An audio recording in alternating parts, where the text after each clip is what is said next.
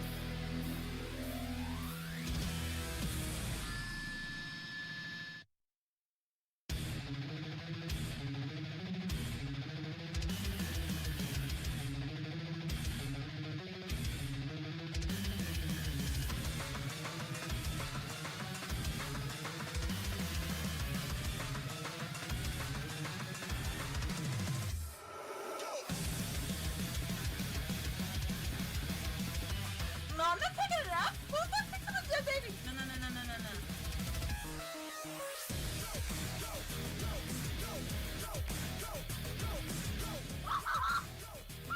Come on! Oh my god, that was so good! You guys saw that, right? On endless floors and corridors, weak but not broken. And through the rust, it's hunting us. The last breath is spoken.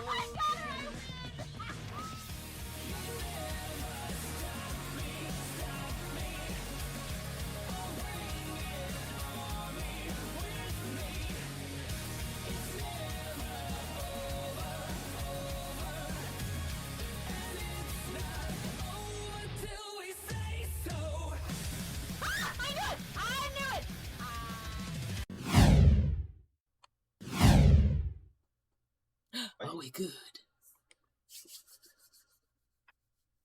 Hello, Joshua. How are you? So we are episode 8, session 8. 'Tis time. When last we left this intrepid set of adventurers, they were at the lovely shop owned by Dak, the pink fluffy-haired gnome. He gave Rahk a potion that had very... Oh, I forgot. Let me see. She does look different. It's because he turned his camera on. Boop, boop. I told you I was going to. Which, I know, but she's going to turn her camera on and then it's going to go back. But till then, I'll just fix it really quickly. Oops.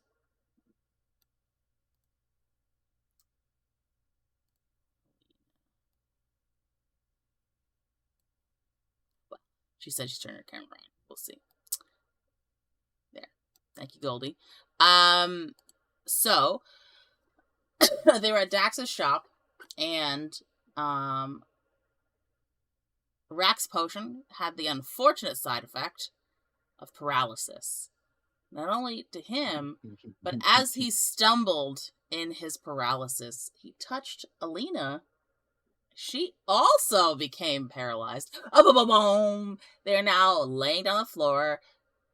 Budrick panicked, threatened Dak, and Dak said the only way is to get a cleric or some kind of priest to cast Lesser Restoration. You have to head for the church. I promise I'll look after your friends. And Budrick was like, you better. Now he has left to go help his friends. So here. So now we are using Roll20 now. Zaf, what you can do is actually move your token. So do you remember where the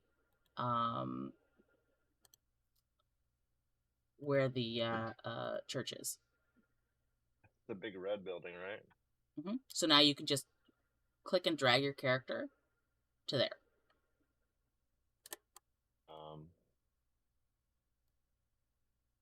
So your little icon. give him permission for his icon. Did I? Should. Oh, hang on. Ugh. I had it changed in the thing, but it's... Alright, now you have permissions. You can do now. Double check Alina's. Yeah, it's because when I put them on the board, you guys hadn't joined Roll20 yet. It's being pee-pee. Okay, you can move it, yeah? Perfect. Alright, so, Budrick makes his way running towards the church. You arrive, and you've been around here before. You know what it kind of looks like. There's that line of people. There's a couple of other clerics and the boots. I need you to roll a d12 to see which religious person you come across. I'd roll in Roll20. Yeah. No, you don't have to roll in Roll20. You can roll in D&D Beyond. Same as you did before. Okay. Did you download the Beyond 20 app? Perfect. There we go. So now we see it show up in Roll20. So you got a 15. Perfect. No. You did D20. D12. Oh, D12? Yeah, 12. I was like, oh, it doesn't match my numbers. Bye. Woo. Try that again.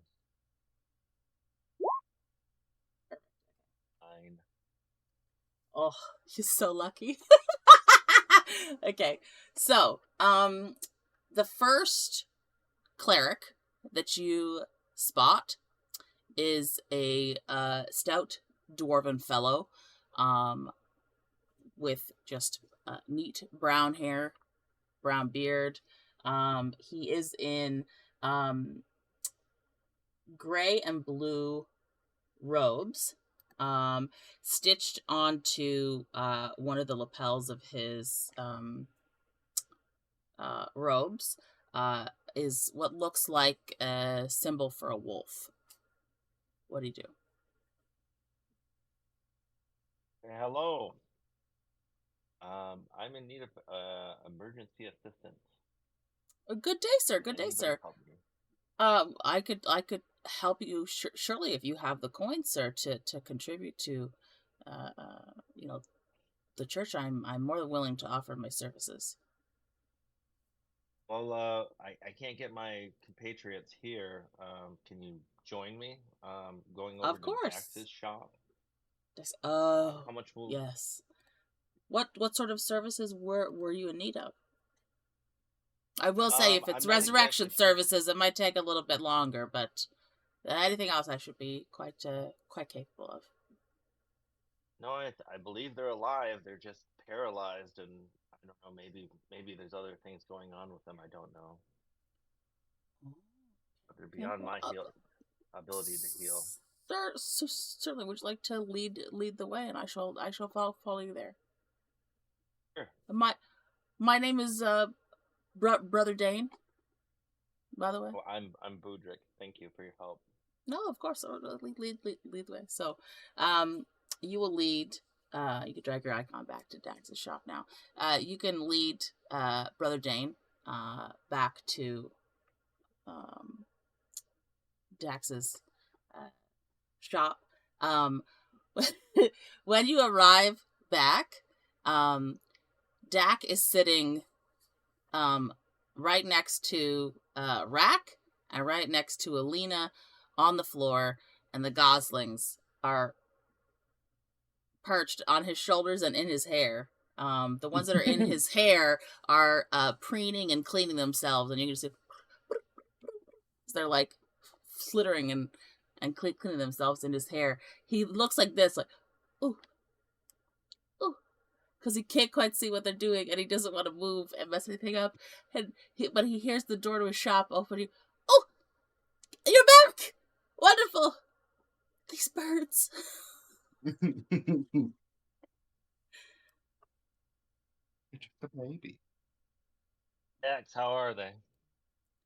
The same as when you left, sir. The birds. Could you just... My hair.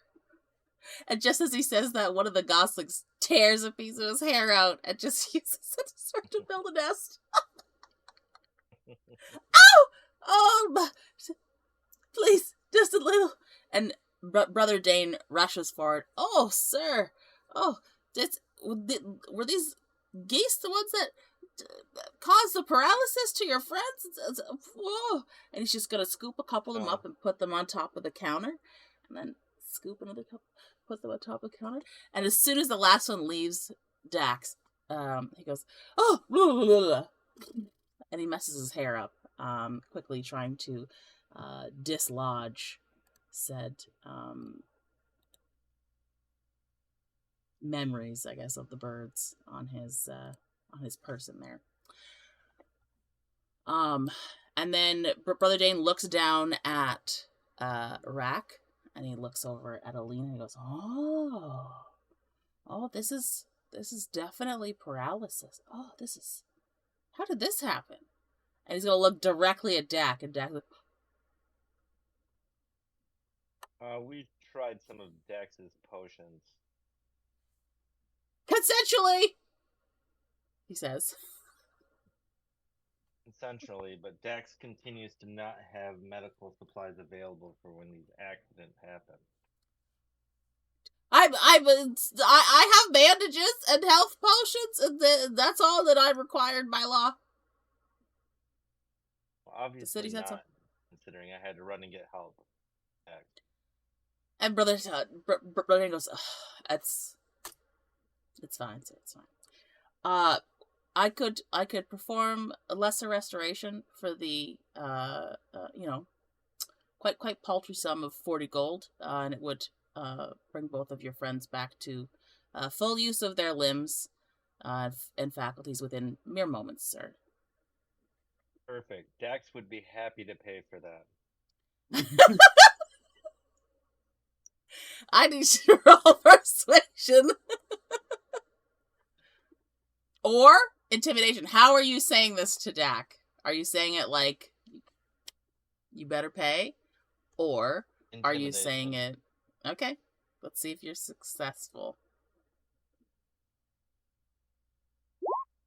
Indeed. Oh, so fatty! Also, for anybody that's unaware, Caustic here has 3 cats, and he has been lack in paying me what I refer to as cat tax, where I must see his cats live in the flesh. I've now seen 2. I'm waiting for Tiny. He has 3 cats. I will go obtain the last one. She's in the cat bed. Okay. So, explain how you're trying to intimidate Dak. Are you like going like right up in his face, like you're the one paying, or how are you trying to be intimidating with that roll 5? I am really just looking over at him because I assume he's a little bit of distance away from me yet, but I'm just looking at him, giving a big stink eye. So with a kind of growl.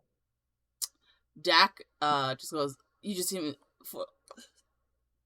forcibly swallow, and he goes, "As per the verbal agreement, you were all aware of potential consequences. I said none of it was deadly, and I'm right. And so I am not responsible for paying medical fees." And then he makes a he makes a little, and then he runs back behind his counter.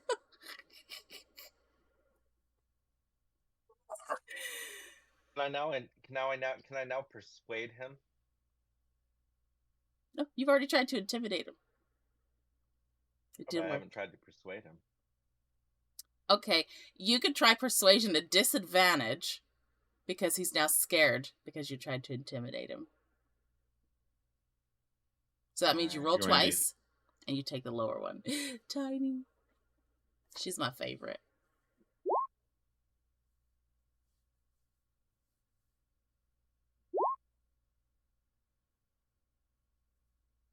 You are unsuccessful in your persuasion. Even the high one would have done it. You are I will do battle with unsuccessful. Dax one of these days. So you're pleased with Dak. Please listen. You have to help them. It's your fault. Blah blah blah. And Dak remains hidden behind his counter. You hear small audible. No, it's an agreement. I've already paid. No, and that's it. That's all you hear. And Brother Dane looks between like as you're having this conversation with Dak being intimidating and then trying to be persuading, trying to do a give and take situation.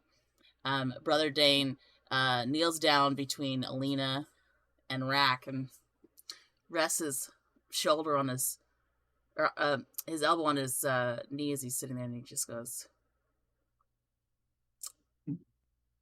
"Your friend could just try and collect the money from this gentleman later and get you unparalyzed now, unless he hasn't got the gold, but he doesn't seem fairly concerned about you." And he's whispering this to them in a low voice.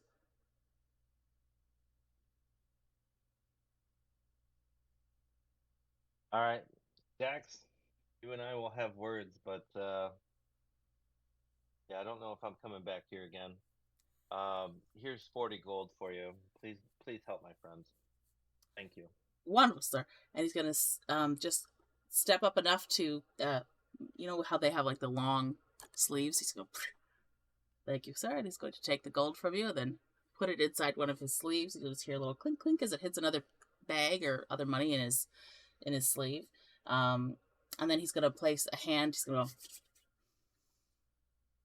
place a hand each. One just on the top of Rahk's head and on the top of Alina's head. So, and he says a small prayer under his breath, and you see a small glow of his hands on both Rahk and Alina.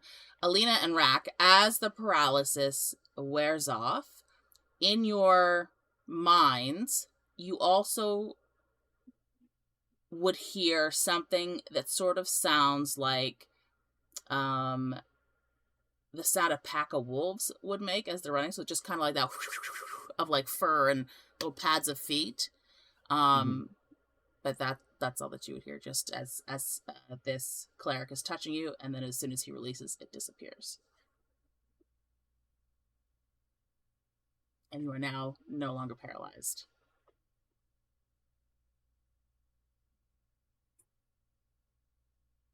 That didn't come through. Is it nice? Okay. How are you guys feeling? I think I'm okay.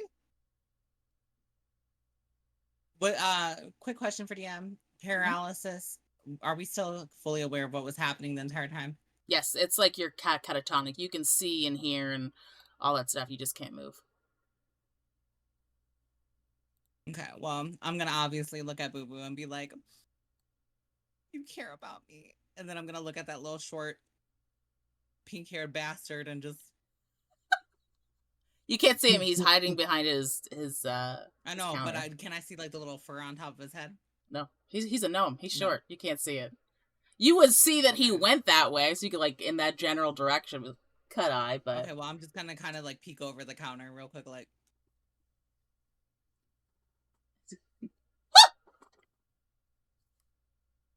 Hello.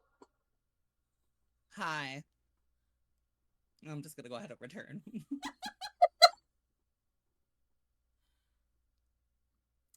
Brother Dane's gonna go, "Well, if there's anything else, I will return to the church. Blessings be upon you all." Poison? I happen to be poisoned right now. Poison? Oh, I think I could do that.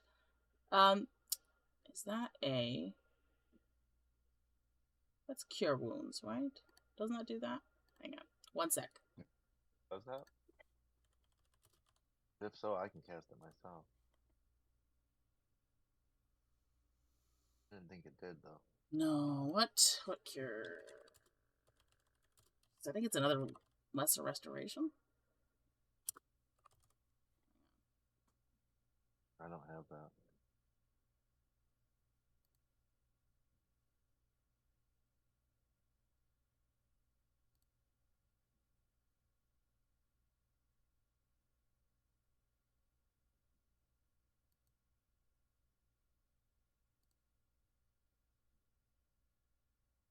Oh, okay. So, Brother Dane is gonna say, "Oh, poison. This shop should sell antitoxin," and he's gonna. I'd rather be poisoned than buy He's anything gonna. from Dex. Wait, let me finish. So he's just gonna just casually walk behind the counter and say, Dak, and yes, Brother Dane. Could I have a bottle of antitoxin? And Dax will say, yes, Brother Dane. And you're just gonna hear a little shuffle of bottles. You know, he's gonna hand it over to Dane and just, thank you, Dak. And he's gonna turn back towards you, Budrick, and he's gonna hand you a small vial with a pale blue liquid in it. And he says, if you just wanted to take a swig of this, sir, you will be fine.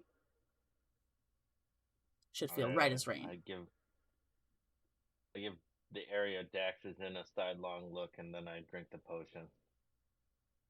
Okay. You are now no longer poisoned. Yay! You still took the damage from it, but you're no longer poisoned. Yep. Is there anything else I can help you folks with? No, I think we're good. Thank you very much for your help. If How long was the poison effect for compared to the paralysis effect? They were both 12 hours. Yeah. 12 hours, okay.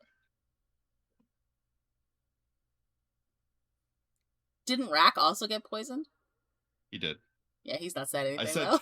well, no, I said 2, but my mic was muted. And he was behind the counter. But, oh, okay. I mean, you could still say something now. It's what it is. Does anybody else need anything? Before Brother Dane goes away? Poisoned. Oh, and the second Rahk says poison, from behind the counter, you just see a small hand pop up with a second vial.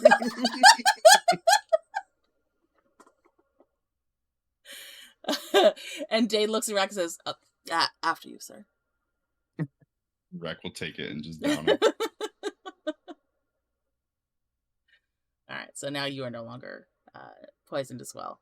Alina, you do still have your benefits from last time, so you have your haste and your 10 temporary HP still that will last 12 hours. Is there any way I can keep track of haste, just in case? I think it's in your effects. Conditions, maybe? No, it's not there. I could take paralyzed off now. That's what I was saying. I was like, it'd be helpful if they did something like that, like the bus ticket, because I know there's a blessed one, right? I think there's a way for me to put a condition on you. Hang on. There you go. I mean, I could keep a sticky note. I just don't know what the fuck haste is. I've put a little dot on your token there to indicate you have haste. Okay, and you know what? I'll go ahead and use the tools. I'm gonna go ahead and search up what haste does. Okay. Well, it's like potion of speed. Do I have any benefits going on for me? You had.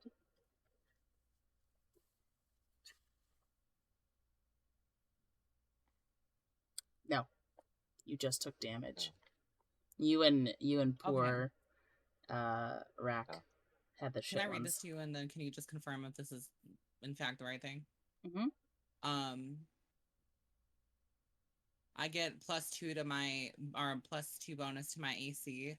I have advantage on dex saving throws, and an additional action at each end of one of my. Damn, that's strong.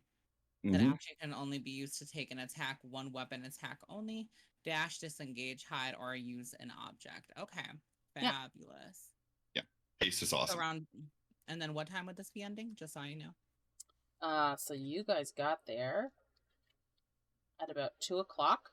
So until, 2:30 p.m. you got there. So 2:30 a.m. It is now about 3:30. So it took him about an hour to go and get the cleric to come back and heal you guys. So you still have 11 hours left. Yep. Fabulous. So what would be the end time?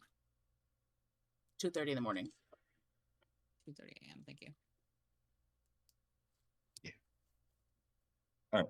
But what's the shopping list for Dax Shop? Because I'm still gonna do shopping over here.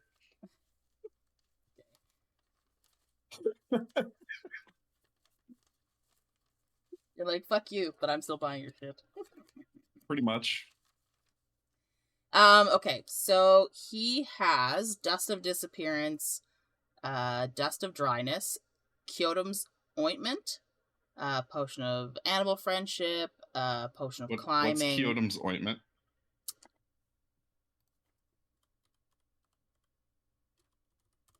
That's a healing thing. So it's a glass jar, 3 inches in diameter, contains 1d4 plus 1 doses of a thick mixture that smells faintly of aloe.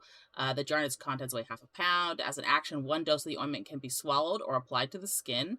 The creature that receives it regains 2d8 plus 2 hit points, ceases to be poisoned, and is cured of any disease. How much is that?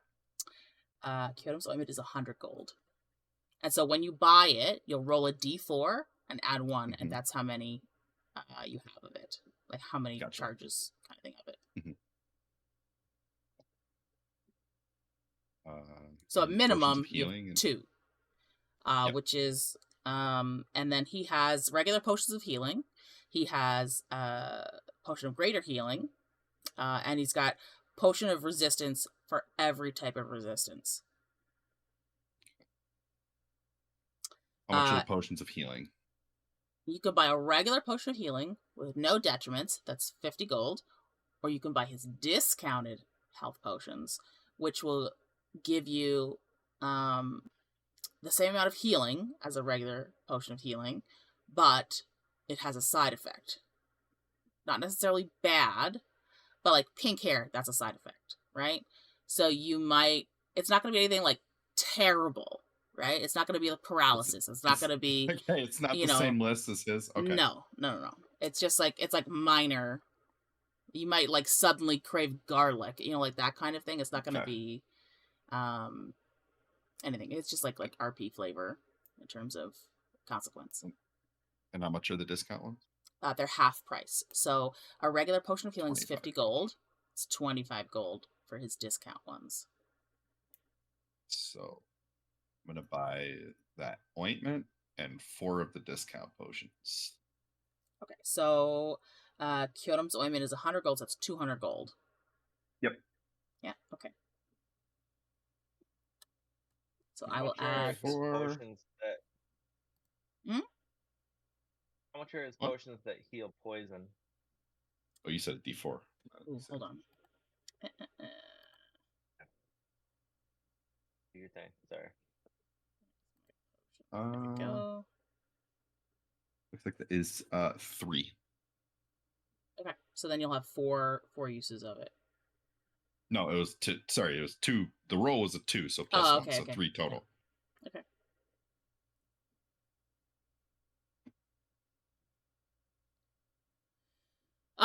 So it is 50 gold for a antitoxin, which is the thing that cures poison.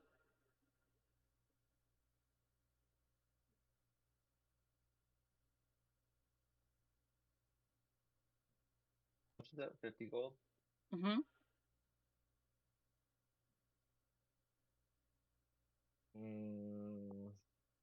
I'll grab one of those. Okay. Are you gonna get any healing potions or anything like that? No, I've already got a couple of healing potions. I'm not a real rich man. Are you getting just one antitoxin? One antitoxin.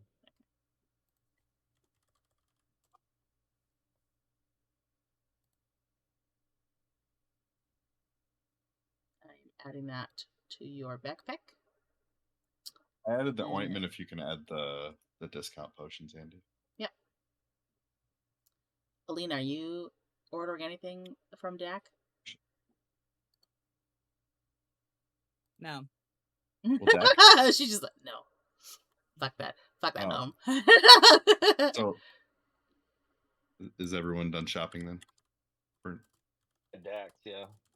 Okay, so Rahk is going to take out his 4 acid vials and put them on the counter and look at Dak and be like, "You buy?" Let me get potion of health here. I just want to get the right 2d4 plus 2.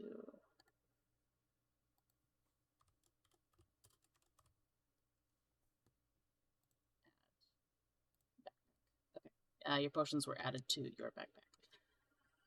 You want to sell me acid vial. 4 Okay. acid vial. Yes.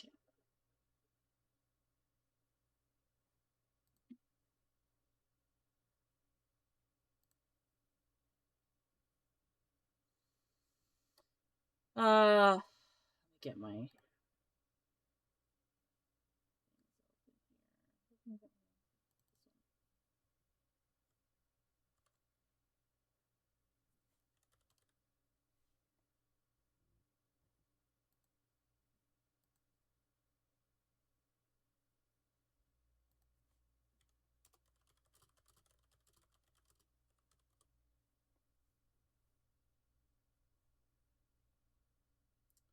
Oh, you have. Oh, this is dangerous stuff. Dangerous. He's gonna look. Oh, sorry. He's gonna climb up on his table as soon as you like clink clink, put them on the table, and he's gonna. Oh, and he hears you say, "You buy?" And he goes, and you just see his hair pop up, and then you see. Yes, his eyes. He goes. Ooh. And he just lean. You see him like lean forward. It's dangerous stuff you have. Very dangerous. Very good. Very dangerous. It's not illegal, is it?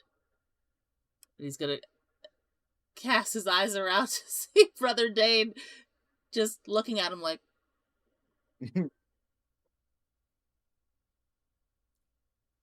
If handled responsibly. Yeah, yes. I could perhaps, yes. What would you like to sell them for? Trade for 2 health potion? Discount health potion? 1 regular, 1 discount? Deal! And he's just gonna, he's just,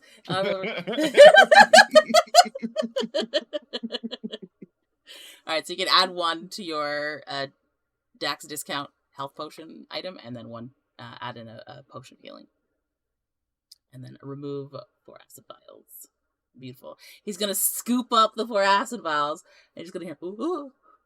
And he's gonna duck down below his counter, and you're gonna hear more like clinking of glass vials on that, and then he's gonna pop back up. Wonderful doing business with you. And he's just gonna like kind of do anything he can not to look at Budrick.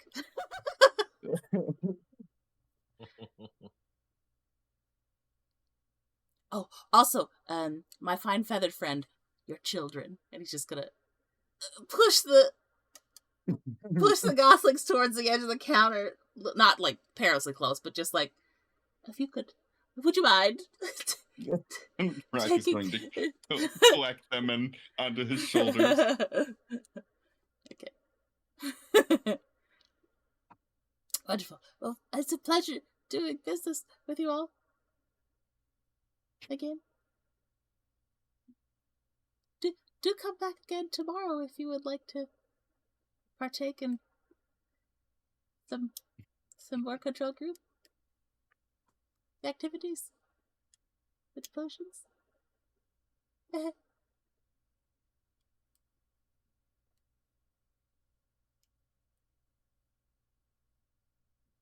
Hi, Dax.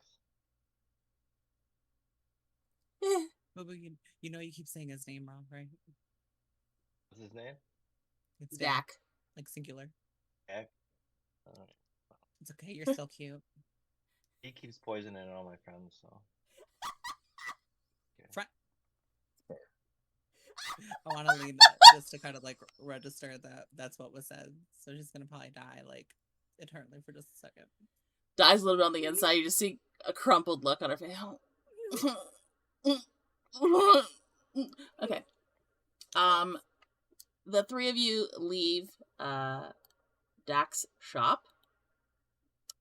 What would you like to do? Well, we were before the paralyzation. We were shopping for supplies so we could leave town the next morning. I have a slingshot to go pick up at the weapon shop. I might. I actually probably- have a question for DM. I'll have some message. Okay. Where are you at? How many days did you say were theoretically expected on the road, Andy? It is 2 days from here to whatever is obstructing the North Road. 2 days However, on foot? No, in a like if you hire a thing. If it's Okay. if you're walking, it's double. Gotcha. If you are planning to go to the capital, not the next city over, the capital, it's 22 days by carriage from here. But there would be towns in between where we could Mm-hmm. buy new rations if we needed to. Yep. Make money, do quests. There may even be quests on the road. But the obstruction is between us and the next town. Correct. Okay. It is also what the Adventurers Guild has said they need Mhm. it figured out. And then you have to take news of either if you're able to get through whatever the obstruction is, but you can't clear it, what it is, information about it to the capital, or that trade can continue, because right now it's basically at a standstill. The only way they're getting goods is by boat at this point. Mhm. By ship, yeah. So And that's kind of delayed after what we just did at that damn dock. So Just set it on fire, yeah.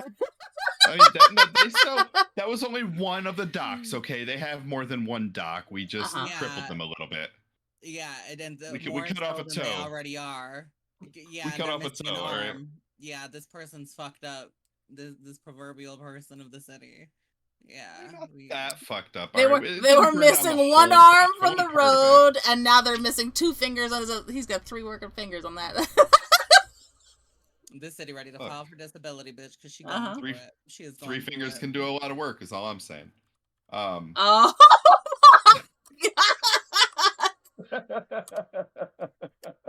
What is going on in my good Eladrin ears right now? I don't.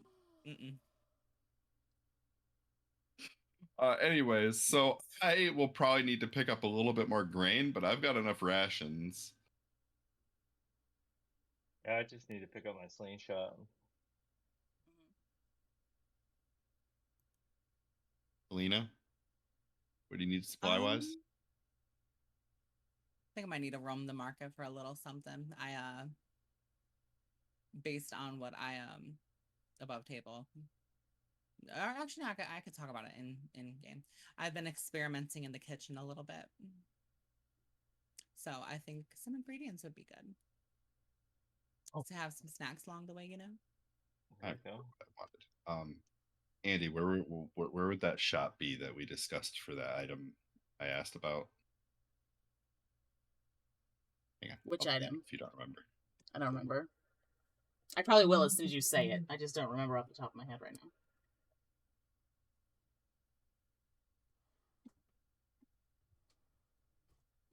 I DM'd.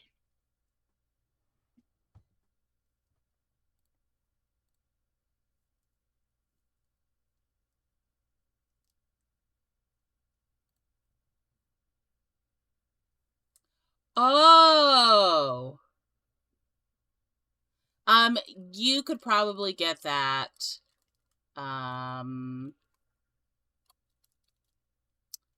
At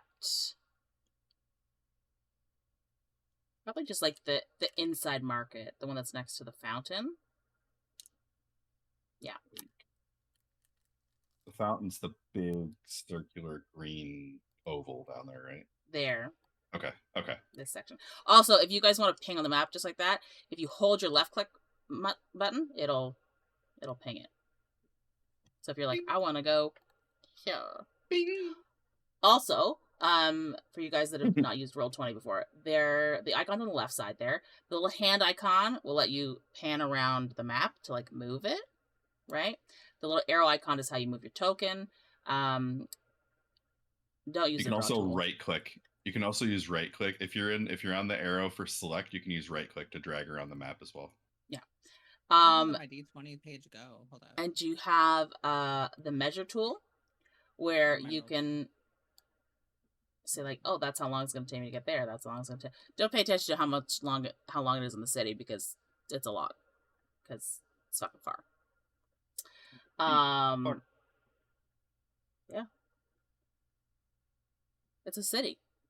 Oh no, that's right. Yeah, I was thinking. Yeah, I was thinking. Yeah, it's not a bad battle map in here. But yeah.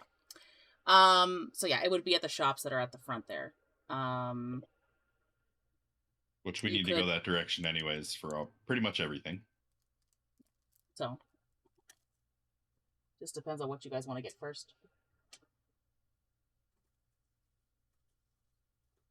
Where's the weapon shop again? Is that the purple-ish building?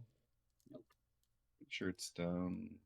Yeah, the coup de grace I think is somewhere south of like the fountain. Here? No, that's the clothing shop, right here. Mm-hmm. I still need to go there. Yeah. She got to pick up a ball gown. I gotta pick up 2 outfits. Is this the coup grass? What are you pinging? No, I'm here. that is not. This one? That's DM, Weatherbeast. do you think that we can get any of you? On this map eventually? No, you can write your own fucking labels. Can I write them on here as like a note? I think so. Yeah, there's should be a text thing. Can you see that? Yep, sure can. Fabulous. Oh, slut. How do I get rid of that now? Can I? Okay. Nope, it's permanently there. Just permanently the slut building. Wait, the fucking thing is right there. It's the hammer, isn't it? It is. Literally what I marked slut is the coup de grace. The coup grass. Oh, it's right next to the hotel. Who is slut? Oh, I thought it was so funny when you're like, can you see this? And I'm just like... I know, that's why I was like, isn't it the hammer? But, you know, yeah. I don't need to go get no weapons. I'm a magic bitch. I mean, I might eventually upgrade my weapons, but it's not a priority for Alina right now. Mm-hmm. Because I can say my wild magic came in clutch in that last fight. You're dead. So we go to the, where you gotta go? You gotta go to that purplish building next to the coup grass? I can also tell you, you can all split up and go separately and then meet back somewhere. You don't have to go together. That'd be cute. Have a little moment to ourselves. I'm going to the coup. Just 3 friends splitting up in the city. Sure, Boo Boo. I'm sorry, Budrick, my friend. Going shopping, then hotel. Are you upset because I called you friend earlier? I mean, you are in addition to whatever extra. All you're gonna hear is that motherfucking that little bell on that door, and just shut behind me. Alina is now out of the shop. She ain't I chase after her. Rahk has already left. He told you guys where he's going. Yeah, I'm gonna go shopping. Budrick is chasing after Alina. I'm gone, honey. All you heard was my heels clicking through the street. Budrick, roll perception to see if you can see where Alina has gone. As she exits the shop. And Alina, do a straight dexterity saving throw to see if you can shimmy yourself away. At 13. Can you send me the price for that item, Andy? When you get Yes. a chance. Yeah. after this? How much did you roll, bastard? I rolled 13. 16. You ain't keeping up with the queen. So, Yeah. you come out of that shop, and you may briefly see a flutter of skirts, but you cannot tell if it was Alina's address or another one's. The street. It's middle of the afternoon. There's too many Now people. he's looking at other bitches. Oh, hell. Oh, No, you hell don't know that. You don't know that. You don't know I'm that. saying this. No. I'm saying this So- above table, though. I'm saying this above table. Look at you. I told you, if men breathe, they are capable of cheating. Okay, if Beyonce got cheated on, ain't nobody safe. So, you rush out of the shop. You see a flutter of skirts in several directions. You can't be certain which one might be Alina. She has essentially vanished, and you know she is in a mood. Rahk comes out after you and just says, "Market, that hotel," and then gives you a nod and walks off. Yep. I shrug.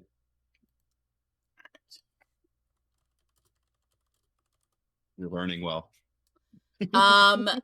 Who would like to go first? Ladies first. All right, so Alina, Rahk, would mother, you? let's go.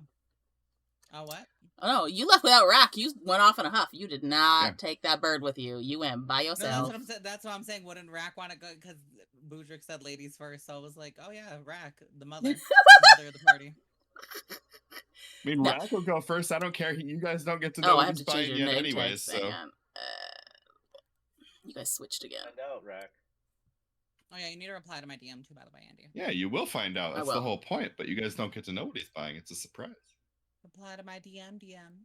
I will. 1 second. I'm just changing your nameplates. Because I forgot to after. There we go. Can I just say this highlighter bitch is hitting? It is. see It that? is. Mm-hmm. Thank you. Thank you for the appreciation. Did you also peep the blue eyeshadow with the blue top? Shout out to Alina. I am not informing you of that in game. Because that's Okay. meta knowledge. If you stumble across it on your own, that's fine. But I am not telling you where it is or how to get it. Okay. Oh, we lost somebody. Oh, that was Budrick. He back. Welcome back. Oh, it's good to be back. Above table, Alina was made aware of something from the other party's campaign. Meta. And asked me, how do you want to tell me about that item? I don't. Well, you said that it was okay to use the information in the game, so I was like, okay, Right. well then You how would can- you want to make this You can story you can friendly? use about it, but I'm not giving you any hints. Okay. I can ain't just go ahead telling and- you shit. Good luck. My man like that. No, you don't.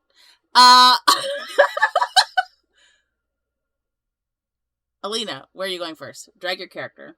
Where are you going? I'm kind of like, what are these stalls here? That is a marketplace. Mm-hmm. Can So I go ahead and inspect the wares? There are any number of goods here. Are you looking for something in particular? Yeah, I'm looking for the florist stall. There is a florist here. The type of flowers that this young man sells seem to be quite high-end, like bouquets of flowers for people, wreaths for special occasions, that kind of thing.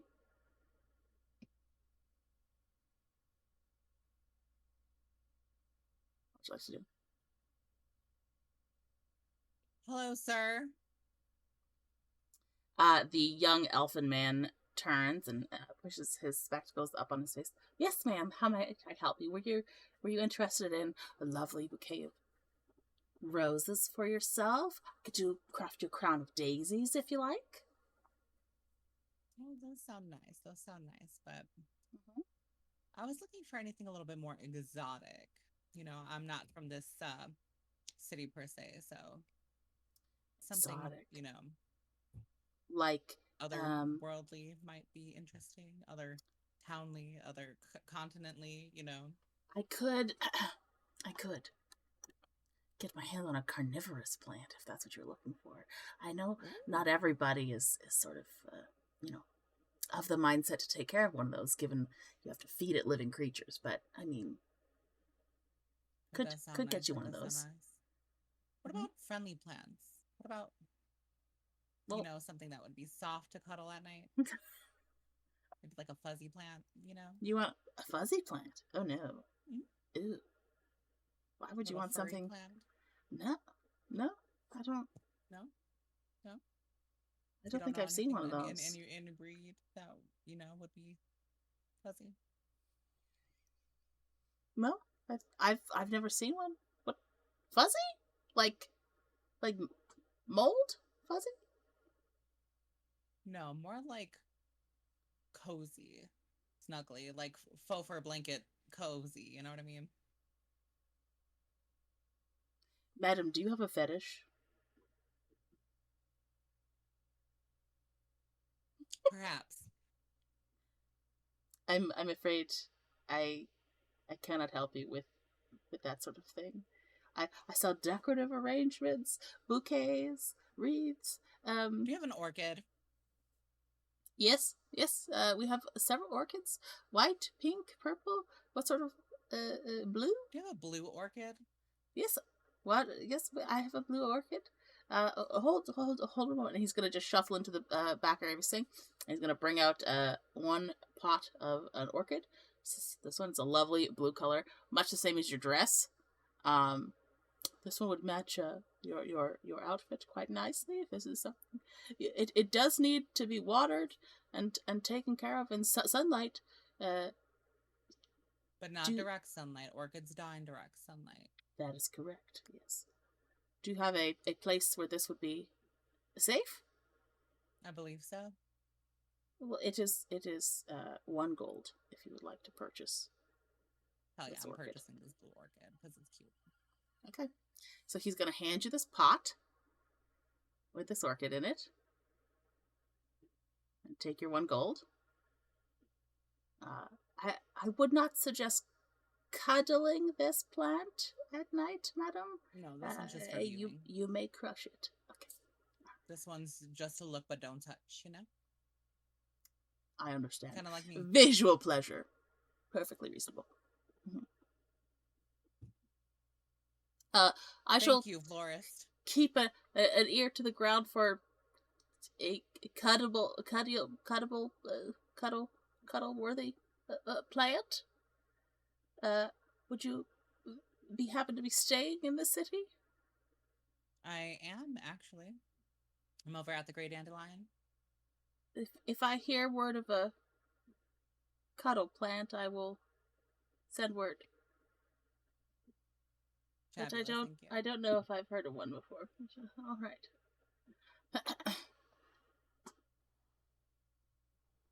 I feel like having my camera on makes Alina a little bit more bitchy, and I'm kind of here for it. All right. But then again, she's in a kind of a mood right now because of Budrick anyway.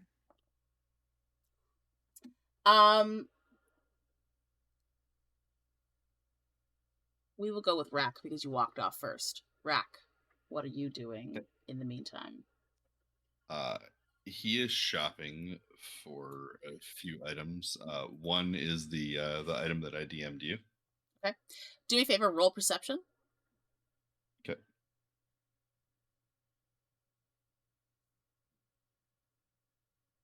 Nine.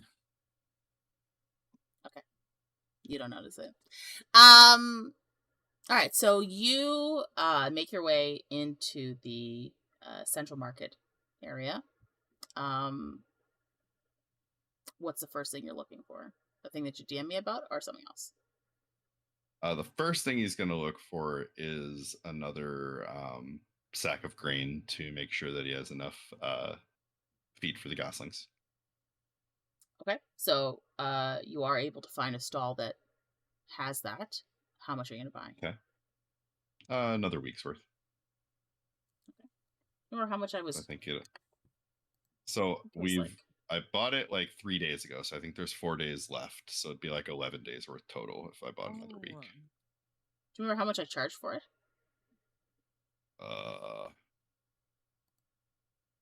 Well, I think that's the only thing I've bought that costs silver, and I've spent 4 silver. Then yeah, be another 4 silver. Okay. I've done that. Okay. And then he'll be looking for that other item.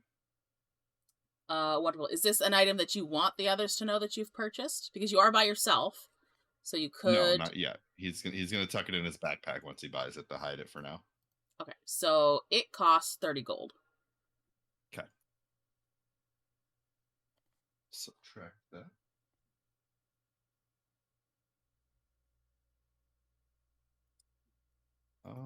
And I think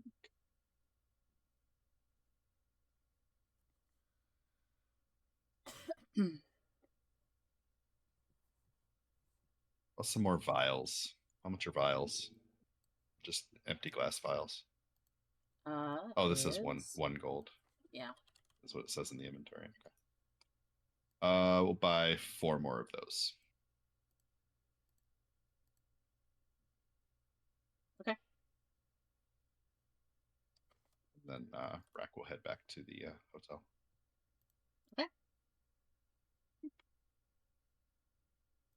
Alina, I need you to roll perception. Okay. Give me 1 sec, because I realized my rolls weren't going into roll 20, and that's because I was on opera, and I don't have the extension on. A Budrick is showing his face! A boo-boo is live? A wild boo-boo? Okay. Good. Now I can see what the skin of a cheater looks like.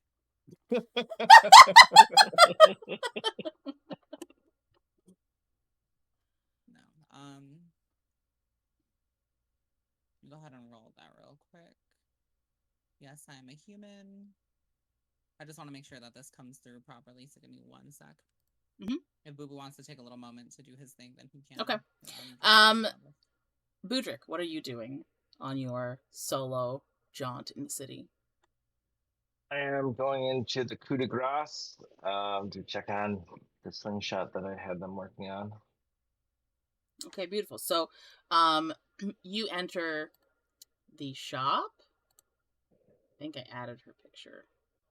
Hold, please. I did.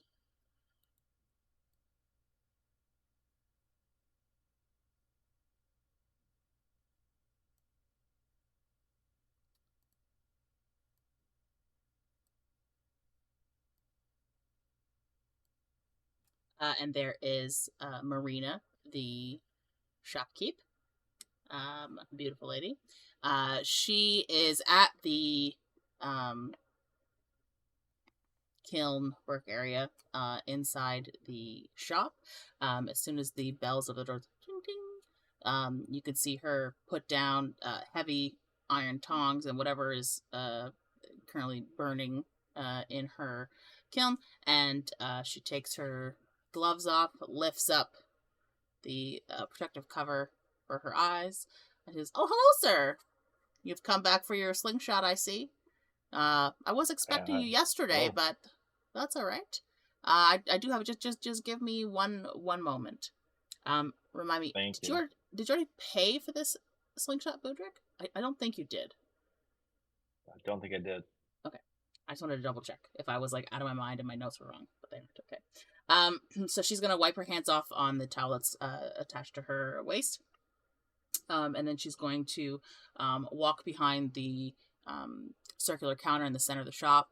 You're going to hear her rummaging around, and she's going to take out a lovely wood box, lift the cover, nestled inside just some regular cloth fabric inside is a lovely slingshot. The leather strap, the little thing that you put the things in, has a nice leatherwork detail of like vines and leaves, very naturey. As she points this at you and says, I felt this would be an appropriate design for That's this very item nice. for you. So the total cost of this is 2 gold. Gold, that's it? All right. Mhm. Sounds like a deal to me. Do you have any specialized ammo for this? Hold please.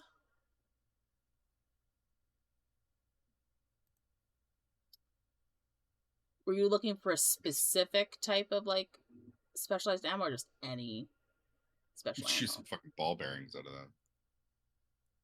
I mean, I'm just looking for anything that might be elemental or explosive or anything that might have some magic to it.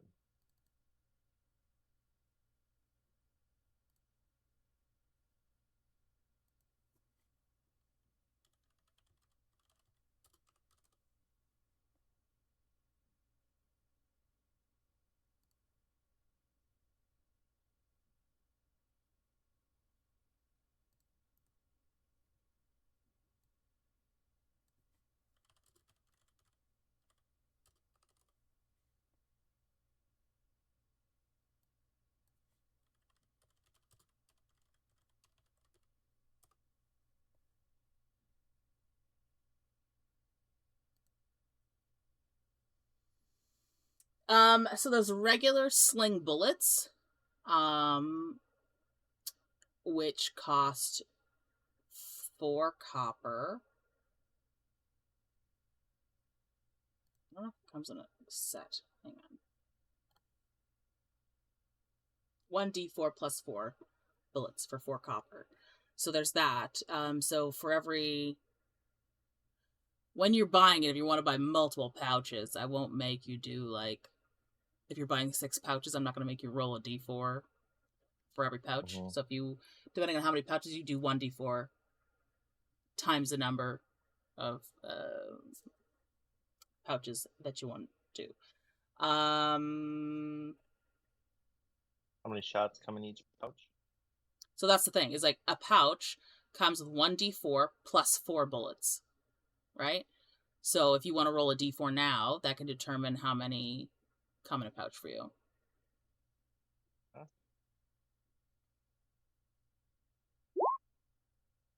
A small pouch. That's just here. You could at another city get something better, right? You said So 2? yeah, which means you'd have 6 Yeah, so it'd be bullets 6 for 4 per copper. pouch. Yeah. Per pouch? Mhm. Yeah, per pouch. She does tell you that she has magic bullets, which I will tell you the price for them. Give me 1 second. Magic.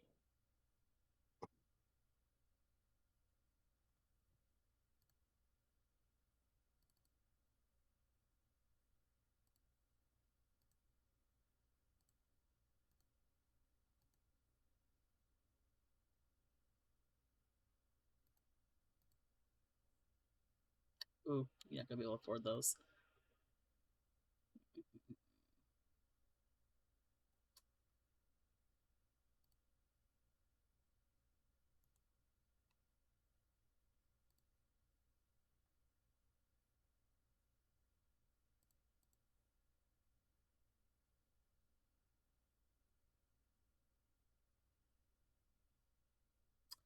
Also, if you keep track, at the end of battle, if you search the battlefield, you can recover half of your expended ammunition.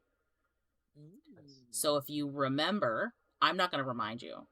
If you do not remember and you walk off, that's it. But if you remember to take a minute to search, I'll say that you can find half of your ammunition back. I can tack those off as I fire them. Yeah, you have to keep in count. inventory. Yeah, you'll have to keep count. Yeah. Oh.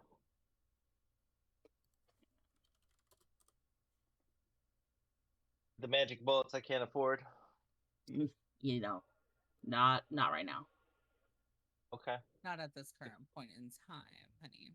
6 shots per pouch. How much per pouch? You said how many copper? 4 copper. 4 copper. So you can afford a lot. It just depends on. I want a good supply for this road trip. Let's do 20. 20 pouches. So it's 80 copper, so 8 silver. 8 silver. Yeah. Well, I mean, it's ammunition. It's not anything crazy.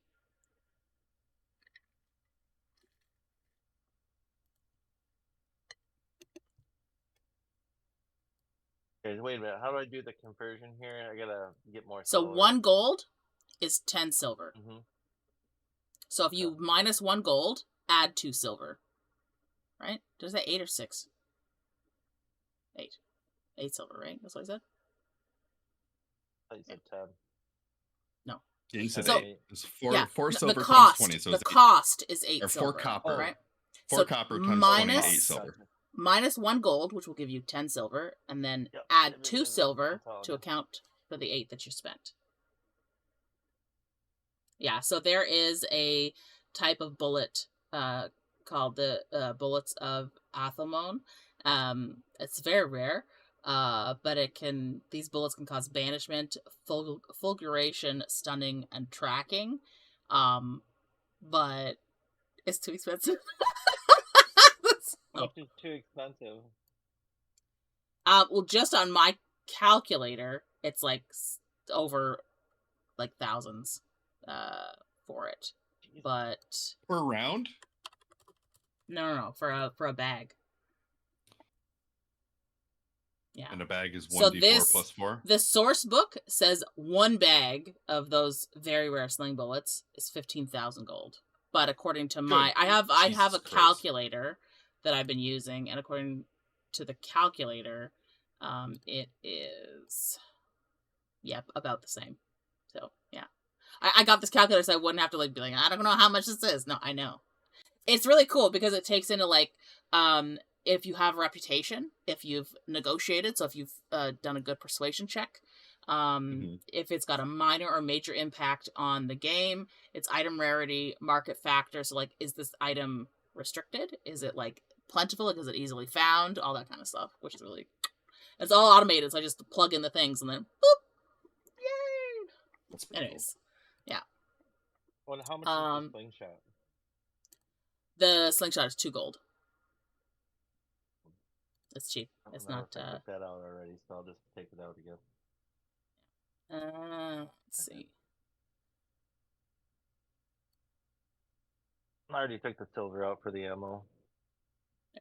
Yeah, I'll take the gold out. Yeah.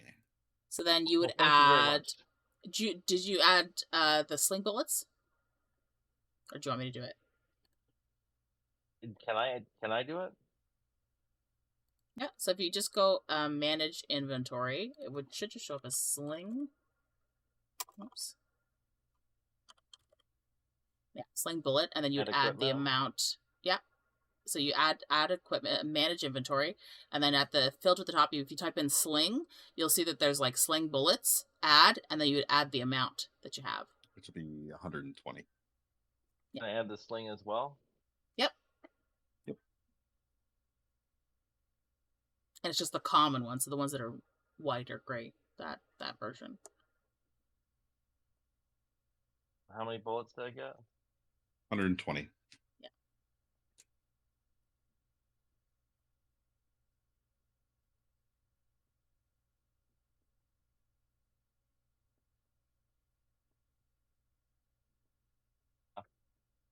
Okay. So you've purchased all of that Thank you very from. much. Oh no, you're very very welcome, sir. Happy to help. I'm glad that you're liking the item that I made for you. Please do think of the coup de grace for all of your weapon requirements. I will. And do you know of like a flower shop in town that I could visit? There is a market stall in the front portion of those markets by the fountain in the front of the city, just west of here. Okay. There's a lovely elven gentleman that has bouquets, wreaths, trees even. I know there's another market stall. It's a bit less fancy, let's say. A little bit more like field flowers up in the farmers market north of town, but yeah, those would be the two best places. And are there any jewelry shops in town? Oh, jewelry, sir. Are you buying jewelry for a lady friend? Oh. I'm in trouble and I'm trying to shop for ideas.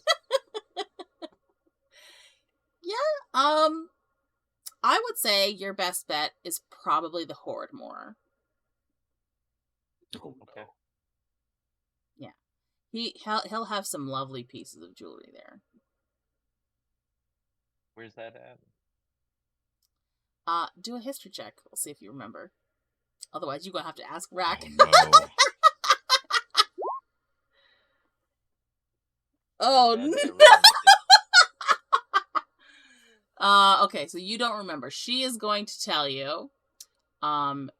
It's in the south section of the city, south of where you are right now. Okay. Can I say it above table? You can give him a hint above table. Remember our trip to jail? Yeah.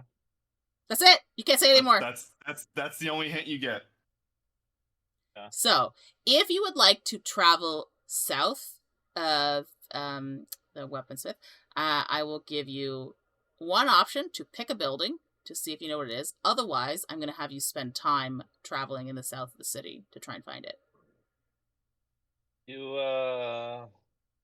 That's where we got arrested. Or that's where we got arrested where those guys stole all that crap, isn't it? Is it? I don't know. Pick a building. Yeah. You are correct. Good job. Yeah.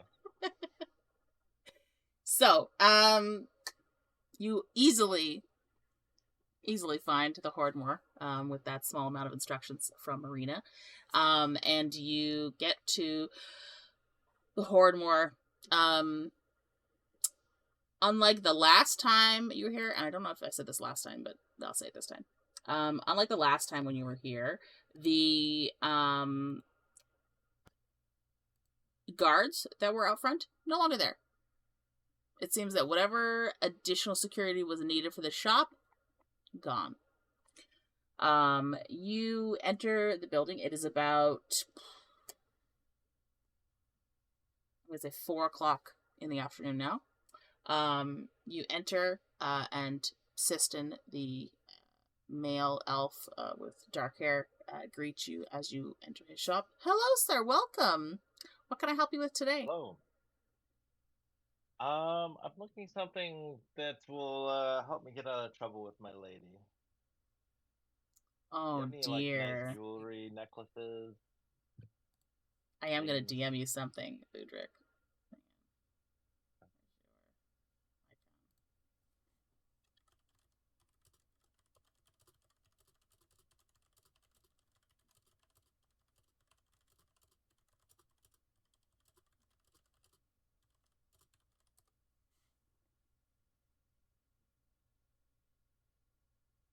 Okay?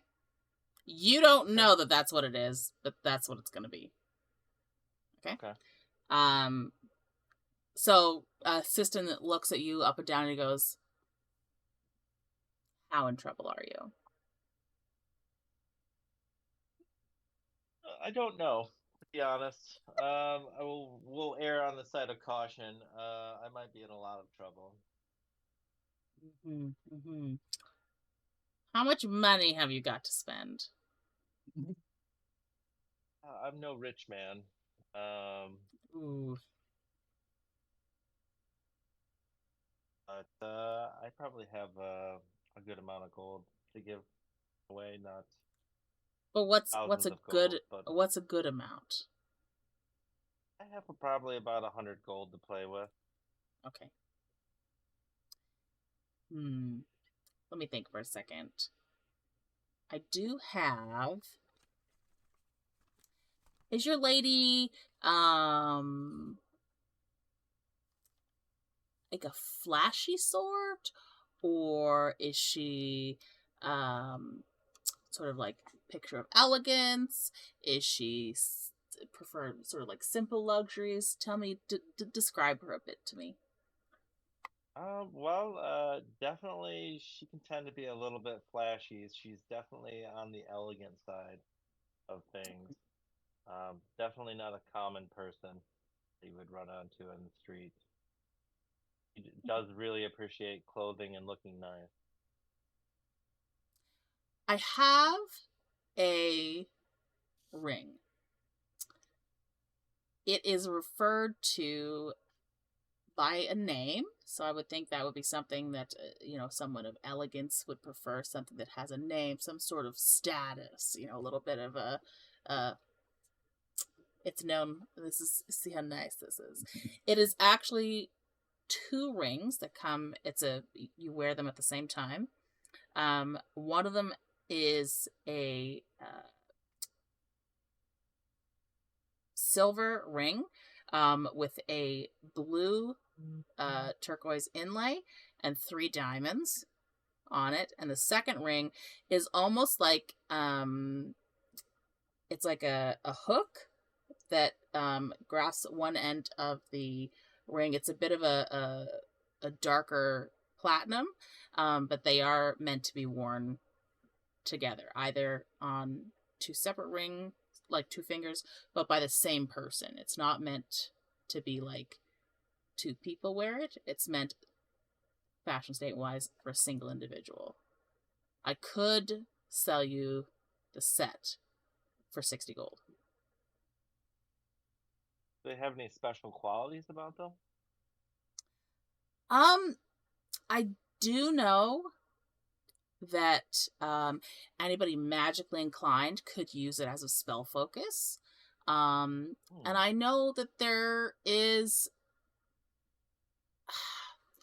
I want to say these rings have been around for a while. No one's quite sure where they came from. Its history is a bit mired in... let's say they've been stolen a lot. It's gone from auction house to auction house. There are stories that these rings belonged to a goddess at one point. And people have said that they sense magic from these rings. I've never seen anything happen with them. The last noblewoman that sold them to me, she just enjoyed them for the luxury item that they were, but there's I know for a fact there is magic in them. It's just nobody's ever figured out how to utilize it. Well, these are sounding pretty perfect. You mentioned there are stories. Do you have any books on these stories, or any books about the rings? Most of it is like an oral history of it. I could sort of take a poke around, speak with some other people, and compile a list of stories for you if you're going to be in town till tomorrow. Yeah, I mean, we will be leaving probably pretty early in the morning. What time does your shop open? Will you be able to put it together by then? Yes, of course. I can have a sit down with some other people this evening and compile a sort of scroll with all the different aspects of these rings for you by morning if you wanted to come back. That would be excellent. I think I'll take those. Okay, wonderful. So that'll be 60 gold. And he's going to wrap these rings up in a nice velvet box, little bow on it. He's going to slide it across the counter to you. I'm sure your lady friend will absolutely love these. Remember, they are referred to as the Ring of the Veil, even though there are 2. It's together. Just one. That sounds perfect. Thank you very much. You're very welcome. All right, and with that, I make back to the hotel. Okay. Alina, finish your perception roll.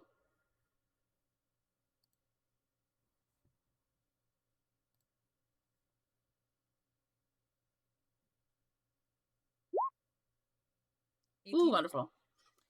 As you are finishing your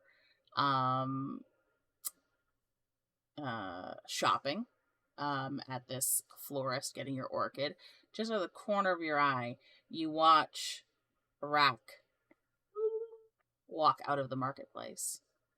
So he was here. You don't know what he's purchased, but he did look like he was putting something in his bag while he's making his way back to the hotel. Secretive birdie. It's not necessarily secretive. You all walked off. I know, but I mean, just put it in. That's just. Yeah, but he didn't know you were there. He didn't see you. Maybe he doesn't want to just carry it around. He's watching for pickpockets and thieves. Oh. Okay. I pity the fool that tries the fucking roadman on fucking Rahk. Stop there, Birdman. I want to head to the Nimble Thimble. Okay.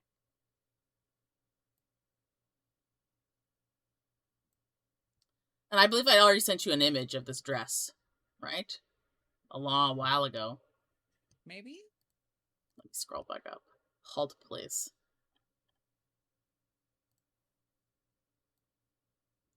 You know when you talk with somebody too much?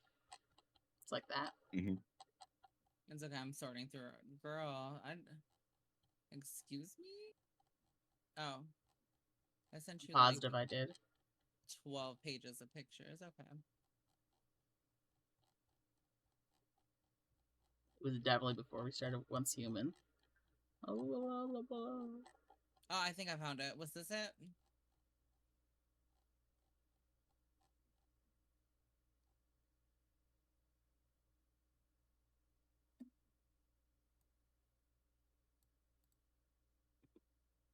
Yes. Okay. Or was it this one? Hold up. We have multiple options. Pick whichever one you like best. I think it's probably that one, though, the second one. Yeah, it is. Okay. Okay. So, let me save this real quick. Because I want everybody else to see it, too.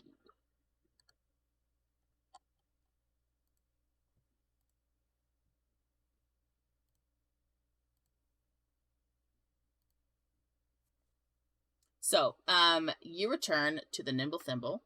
Remember the name of the shopkeeper? Alice. Very good. I was double checking myself because I couldn't remember if it was Alyssa or Alice, but it's Alice, correct. I will say, on display is this what looks to you to be probably the most beautiful gown you've ever seen. There are several noble women taking a look at this dress. They're cooing, "Oh, it's so beautiful. That's, oh my God. Can you believe?" And they're tittering is going, "Oh!" No one's touching it, though. It's very much off limits. It's up on a dais, kind of raised. And you can see Alice is sort of, it is beautiful. So I think it's some of my best work. Oh, thank you. Yes, of course. And as soon as you enter, she goes, "Oh, you're here. I thought you were going to be here yesterday, but listen, the dress is finished. What do you think?" And you can see Alice. a couple. You truly outdone yourself. You can see a couple of the noble women giving you a cut eye, like, "Ugh, she came back for it." And they just walk out of the shop. But other ones are like, "Oh, that's just the most beautiful thing I've ever seen. Can you believe? Oh, what are you going to wear it to?"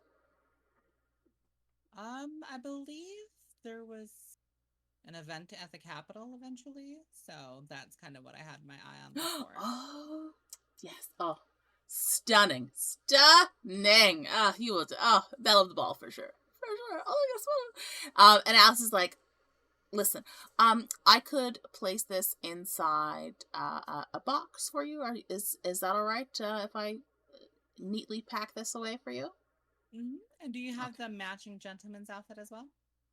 I do. And she's gonna just briefly step into the back room and come out, and she's gonna take it. And it's made of the same material, the same iridescent flame, but it's just like a tuxedo type thing. Not anything crazy, but it does also look, and you can hear a couple of, because, oh, it's a matching set. Oh, that's all these women. I just want you to imagine, like, Alina, like, you know, doing the little side eye, and then Ice Spice's Deli starts playing for a second, just briefly, and then it stops. Wonderful. I will pack these up for you. Just give me a few moments. And she's just gonna briefly pop into the back, grab what looks like a rather large, not like a hat box, but you understand, like that kind of look to it. And she is going to neatly fold the gentleman's thing down at the bottom, put some tissue and a couple of dried flowers in there to keep it smelling nice. And then she's gently going to undo the laces at the back of the corseted top of this gown, gently lift it off of the mannequin, place it delicately inside this box, fold it up, ribbon, a couple more dried flowers, place the box on, another larger ribbon up top, nice big bow. So extra, and I love it. It is extra. It is good to go. You do notice just at the bottom of the box is a little symbol. It says Nimble Thimble, because product placement. Just gonna go. It's all ready for you, miss. I do hope you and your date have a wonderful time in the capital with this. Please do let anyone know if he'll be wearing this.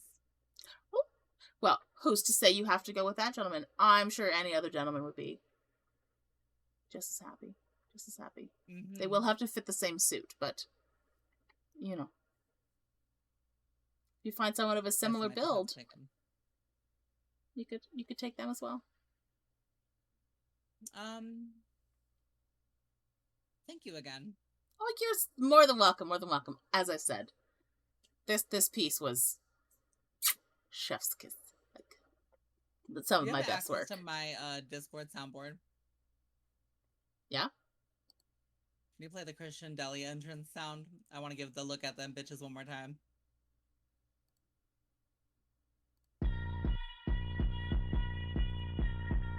That's it. I'm just gonna grab my bag and walk out the fucking door. All right, cool. So this gonna go. Boop. Beautiful. Are you heading back to the hotel? I feel like there was something else I was supposed to do, but I'm blanking.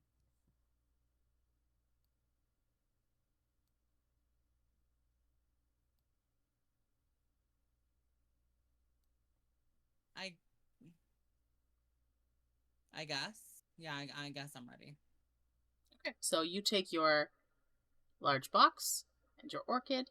You go back to the hotel. It is now probably about 5 o'clock when you all sort of meet back. Several hours have passed since you guys... there is something else I needed to do. That's what I forgot. Can I go to that market again and look for some ingredients per se? I don't know how this chef thingy works. What chef thingy? So it's my feed. Where is it in my feed? Where's the feeds at? Features and traits. So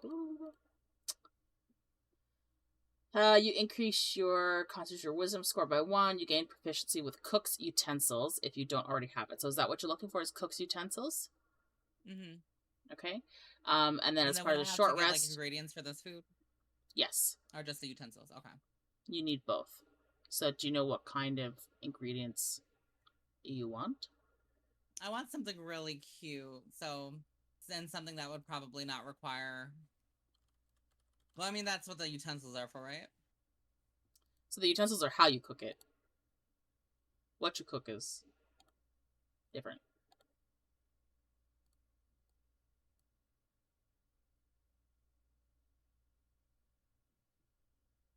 You know what? We're gonna do something real quick.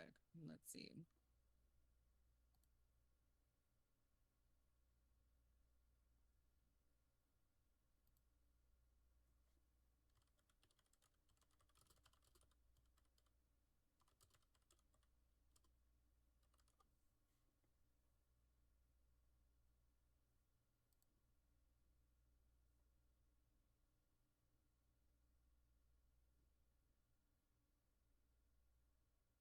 Oh my god, these are so cute.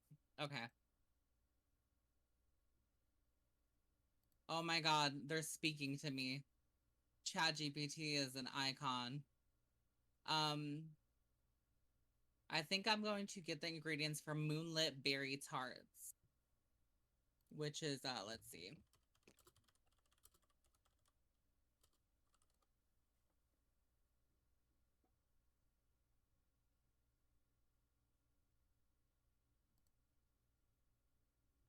Is that an actual item or is that a ChatGPT item? I'm assuming it's a real item, but let me check.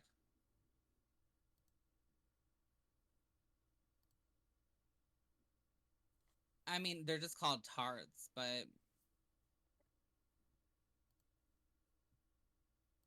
it's a common elven dessert.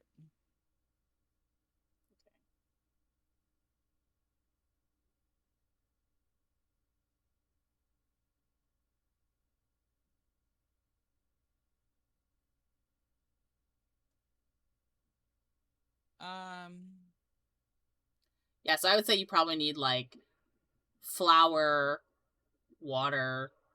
Flour, sugar, salt, water, blueberries, honey, lemon juice. Okay. I would say for enough to make, just to make it easier, if that's specifically what you're making, I would say to get enough ingredients per tart is probably,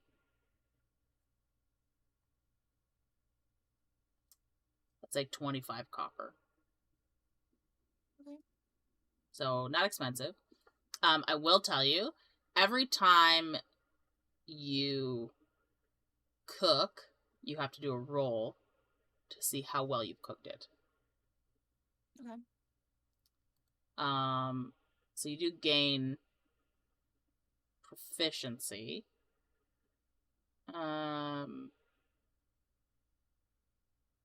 Yeah.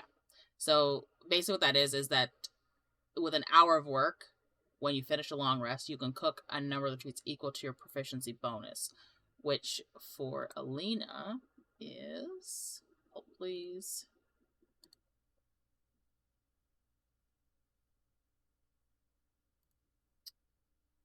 it's 2. So you can make 2 per long rest. Your proficiency bonus will go up as you level up, but for right now you can make 2 per thing. So just keep that in mind when you're buying ingredients. I will also say I'm going to add it as a specialty item, just like ingredients for tart, so that you know. They will go bad because you don't have a fridge that you're keeping these things in, right? So don't overbuy, right?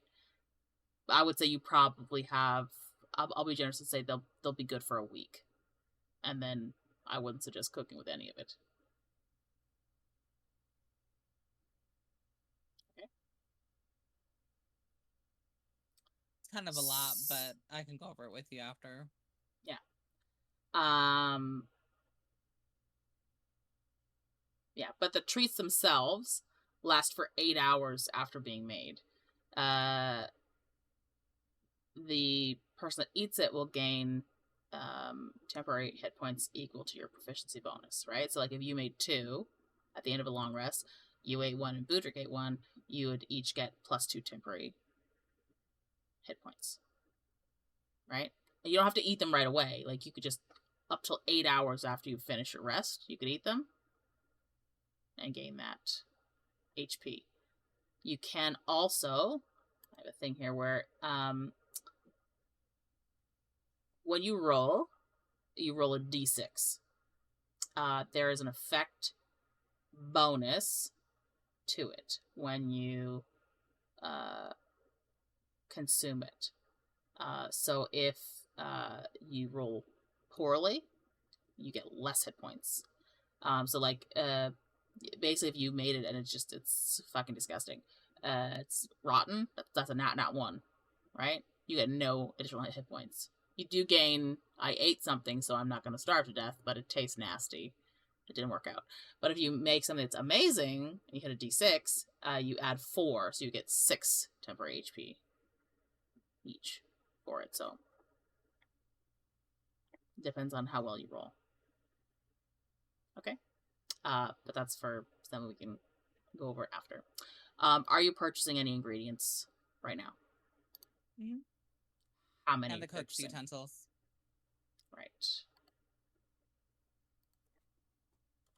Probably enough for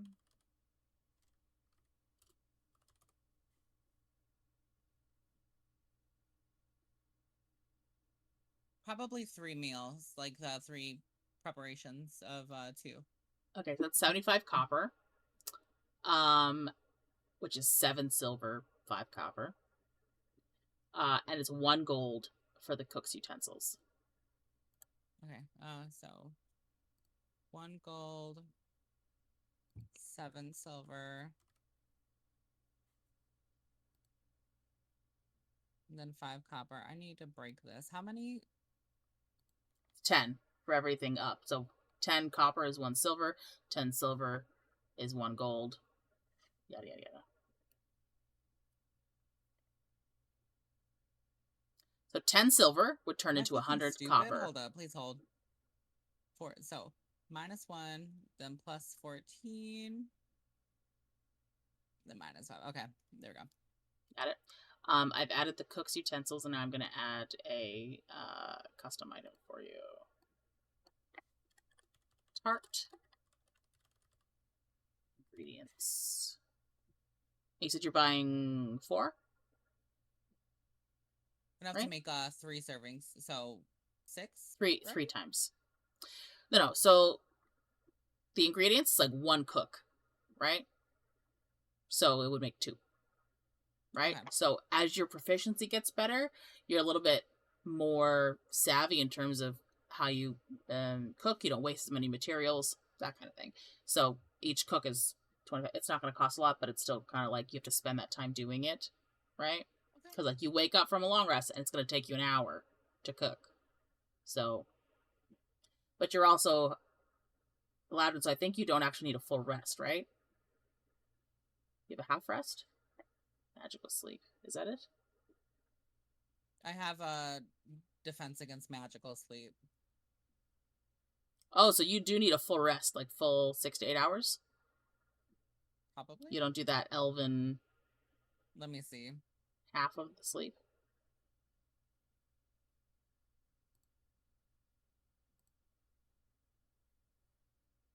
Oh, they don't require.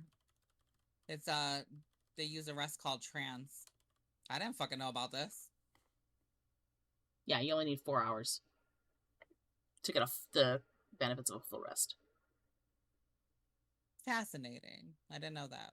Okay. I guess I need to read up on you can sleep longer if you want to, but you don't need to.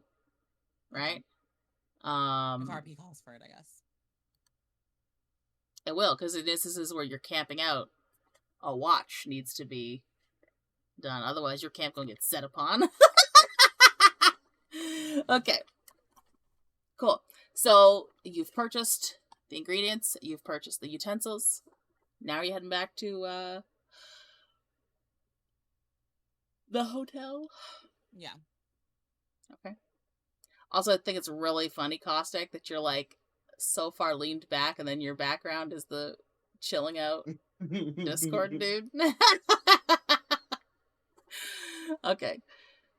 Cool. So, with that little bit of extra, it's 5:30. You return to the hotel. Rahk his goslings, and Budrick are already there. Rahk, are you in your room with goslings? We got a shared room. All three of you together? Yeah, the last session we decided on a shared room. Oh, right. I paid Okay. for it.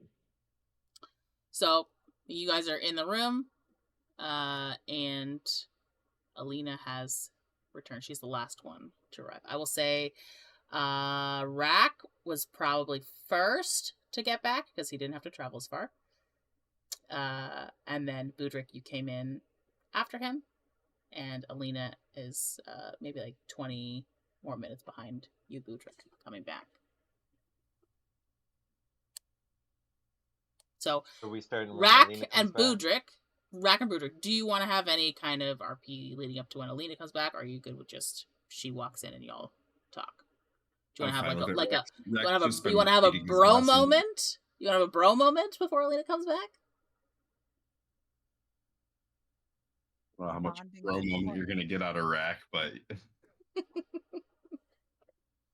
Yeah, I don't know if Budrick and Rahk are the bro moment type of guys. Okay. I just did. Okay, so we'll say that you had a casual conversation, like, oh, just get everything. Yeah, okay. Rahk is feeding the goslings. The Budrick is just relaxing. Alina enters the room. I just want to come in with like my boxes and my orchid and just like set them down.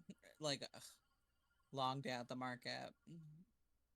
I'm gonna go ahead and place my orchid on what I'm assuming is a nightstand next to my bed.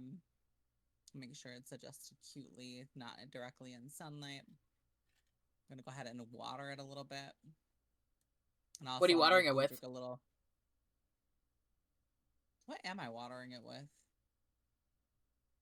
I don't know, like a cup of water from the sink. Is there a sink in here? Mm-hmm. Yeah, I'm just gonna use Okay, like some that's water. fine. I just want to make sure you know that you have to get water. You can't just be like, I water it. Oh, yeah. I'm like, considering that like we've cleaned ourselves up after fights and shit, I'm assuming there's Yeah, there's a bathroom, yeah. Okay, so this is what you two see as she comes in. She does not greet either of you. She just comes in and says, day at the market, puts all her stuff down, starts watering her orchid. Hi, goslings.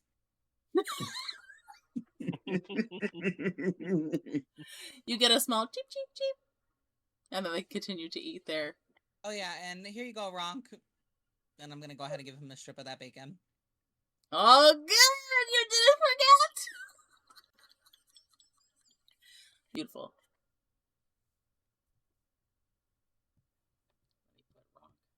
Forward. Also just gonna, glance over at Budrick. I am going to cast Detect Thoughts on Alina just to try and get a further gauge of her. Okay.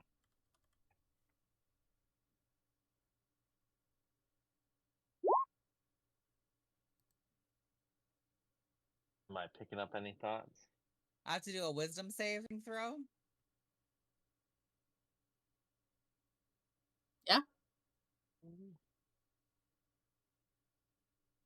Yeah. Just gonna use this for Rahk at the moment.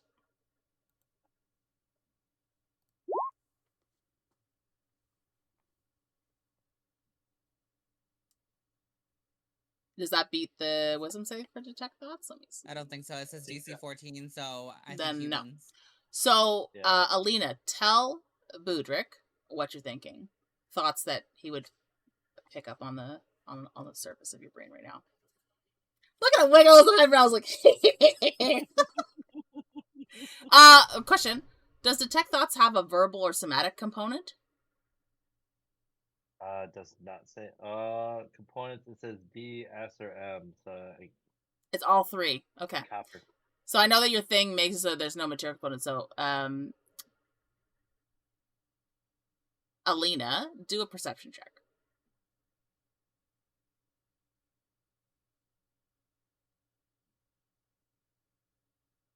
8. You do not notice that he has cast a spell. Okay, so tell him what you are thinking. The goslings and Rahk are so cute. Rahk isn't pink anymore, and that kind of makes me sad. And Budrick thinks I'm a friend. A friend? After that moment that we shared in prison, a friend? You know what? That's fine. That's fine. I got my orchid that I'm going to focus on. This is a new chapter in my life. I'm just going to go ahead and focus on me and my orchid. That's it. And you're just going to hear like a small little whimper in my mind. And that's it. That's surface level. But on the outside, you just calmly just tend to orchid. Mm-hmm. All right. So, did we have a balcony in our room? Mm-hmm. All right. So I'm gonna get up and I'm gonna go over to Alina and I'll say, Alina, can I speak with you privately for a moment? I'm just gonna adjust the orchid one more time, I suppose. I'm just gonna go ahead and walk past him. As you walk past.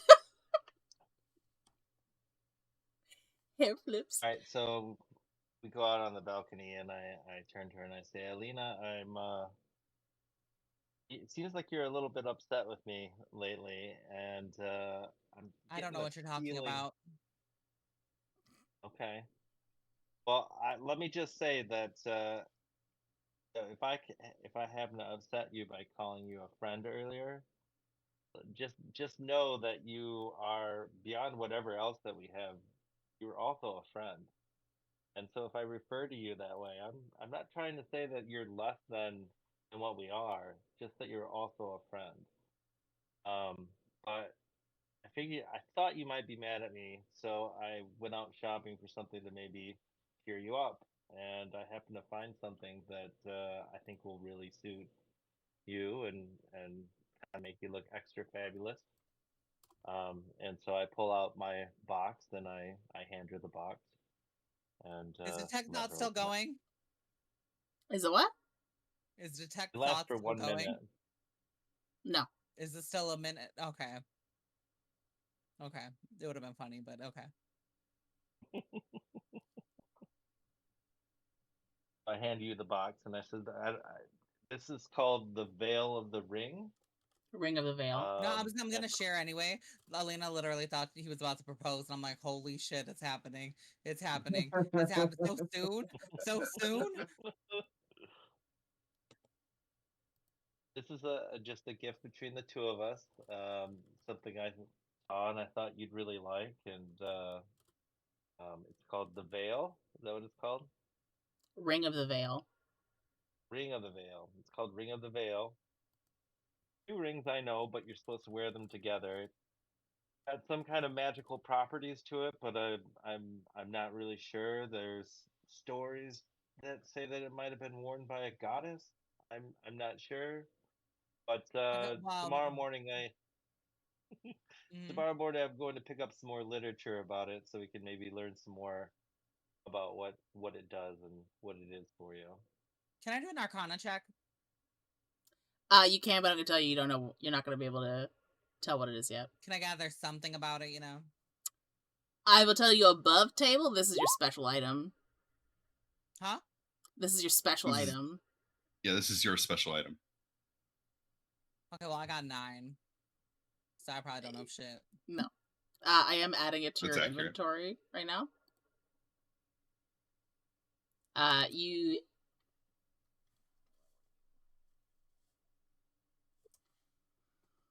Hold, please.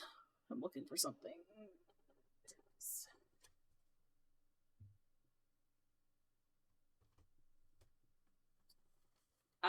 You could spend your long rest checking out this item if you want. I think I probably will, because I still got my temp HP. I ain't getting rid of that shit. Okay. I will just say with your 9 Arcana, you know that you can use this as a spell focus as a sorcerer. So there's that. What does focuses do? I'll It's read what it. It's what you use. It's what you use to cast your spells. Yeah. Yeah, you basically you can use this ring as a wand. Oh shit! And I mean, it goes good with the nails, you know? Mm-hmm.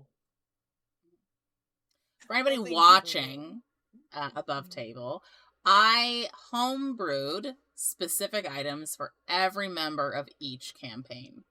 Alina is the first to receive hers within view of other people.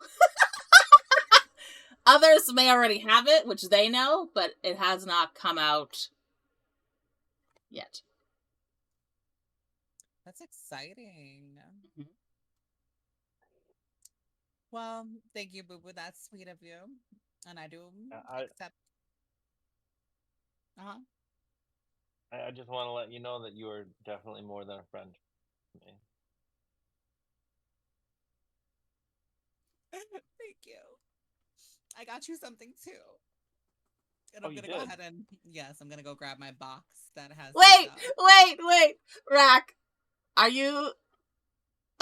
You're just feeding the goslings. Are you looking around at all? No. Damn He's it. oblivious. Okay, never mind. Rack's just then. minding his fucking business. I was guess. gonna do something funny, but it's fine. Okay, you can enter. Get your orchid. I'm gonna go ahead and hand him the box with the iridescent suit. Okay. And I'm also gonna show him my matching dress. Ball gown, 2 words or 1? Huh? Ball gown is 2 words or 1? I think it's 2. Blowgun? Oh, it's Ball either one. ball gown. I'm gonna Oh, call it an ball gown. evening. I'm gonna call it an evening gown instead. An evening gown. That'd be 2 words. I know. What will we wear to the ball then? Just wear an evening Well, dress to the ball. I heard that there was gonna potentially be a party at the Capitol eventually. I don't know if we'd be going there on business or pleasure, so you know, I got it just in case, because you never know. Rack's gonna have to Oh, meet this you. is- He might have to fly in the air or something, because I didn't know him when I placed the order for this thing. At least I don't think I did. Oh wow. Thank you very much. This is really nice. A little bit more than I'm used to wearing. I hope I wear it well alongside that beautiful dress that you have. So, I have put this for now as custom items into your backpacks. One is the iridescent evening gown. The other is the iridescent tuxedo in Budrick Singh. I will add them as like wearable things. So when you get to the point where you're a party, you will have to doff your armor and don this new thing. Cool? Sounds good. I DM, do you DM?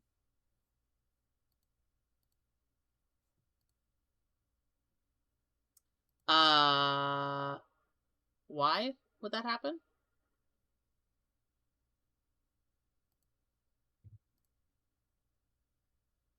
Right. Budrick, can you do a history check? Check.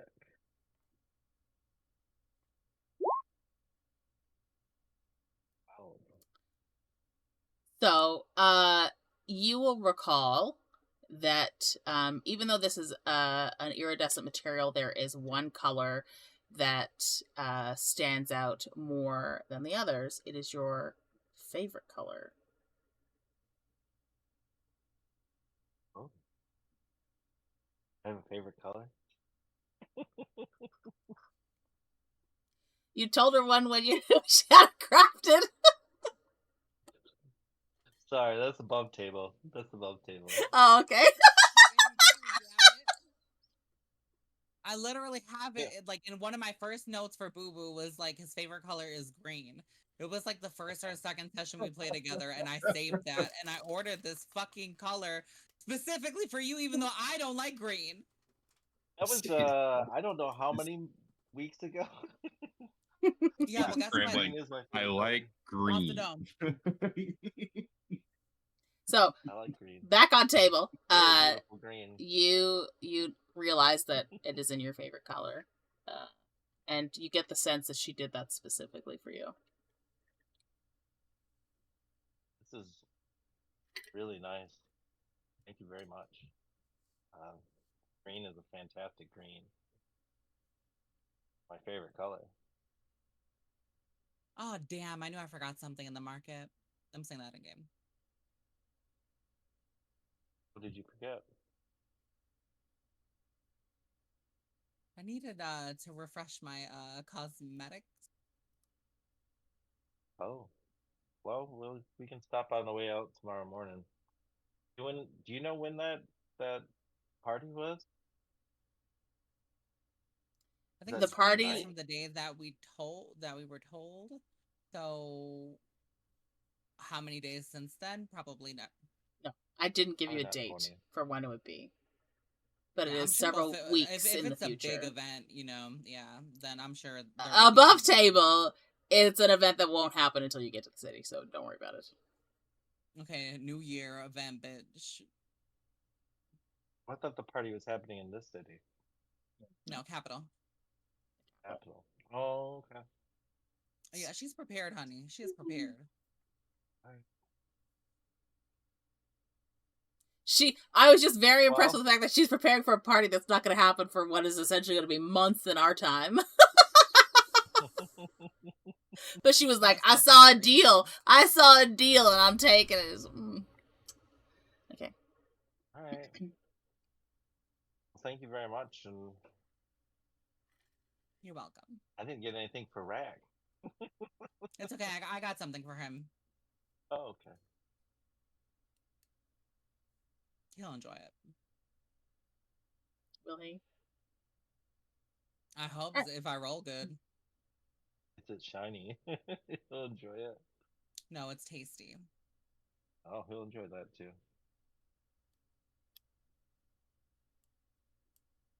What time of day is it? Oh, right. It's evening. Or early evening.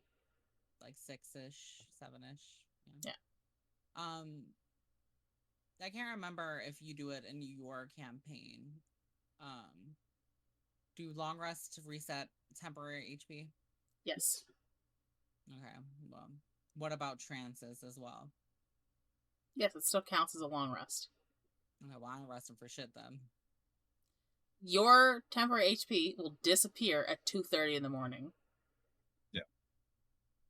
It's on a duration. Okay, well, I'm cooking before I take a motherfucking rest. So, if you cook before your rest, right, it's only good for 8 hours. So if you cook and then rest, those charts are only good for another 4 hours after you wake up. Rest. Good, well, I'll slam this bitch when I take a trance. And then cook. Also, if you cook, eat, and then rest, you lose the HP. You'd have to eat it after you rest. That's what I'm saying. So I can cook it, rest, and then wake up, smash it, Okay. Rest and then cook and then eat it. You only need 4 hours. I think Budrick and Rahk both need 8.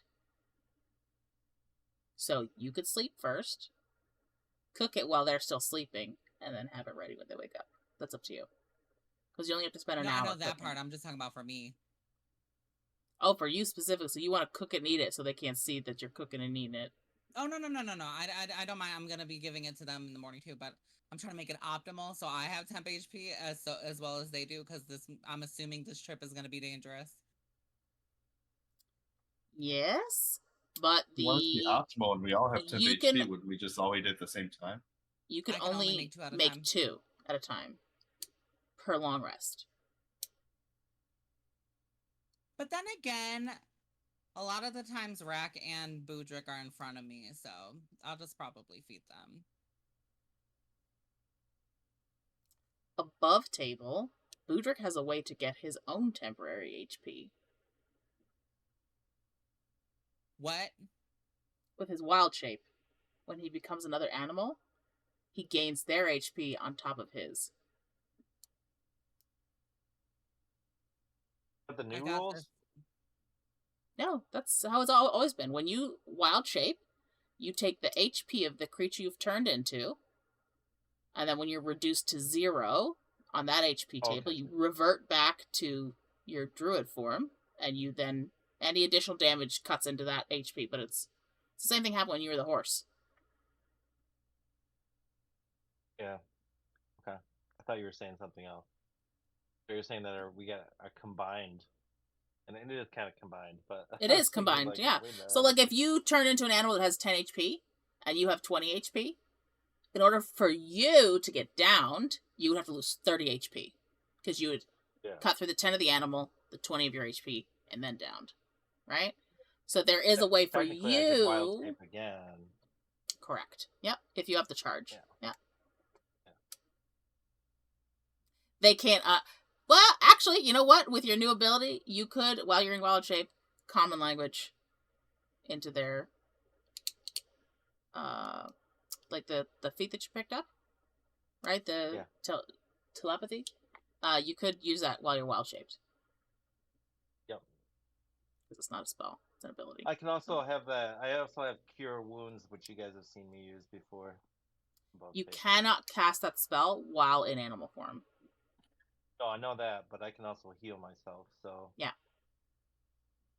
So those are things to keep in mind, Alina, in terms of who you may decide to grant or bestow a tart on. Also, hi, Graham. Yes. All right. So, are you guys going for a rest and leaving the city early? What are your plans for tomorrow? Also, remember, Rahk is still with you. Yeah. It's still early. You could. I know that Budrick, you said you wanted to find a place for him. Yeah. Or you could do it in the morning. Fake news.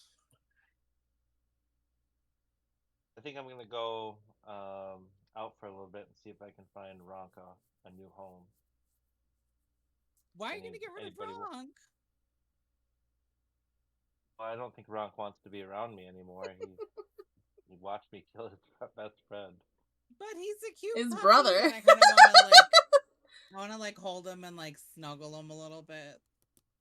Roll animal handling. Hang on. Roll animal handling, Alina. She praying, bitch. She praying.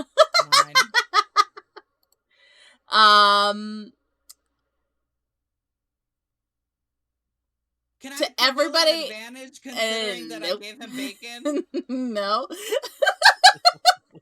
So, Rahk and Budrick, if you're paying attention to what Alina is doing with Rahk, you, Budrick, would probably notice it more than Rahk would, but you just get the sense that this dog is just allowing her to cuddle him, but he's not really a fan. He's not really a fan. He's not gonna bite her, but he's just kind of Would he have bit me if I rolled a nat 1? Yep. So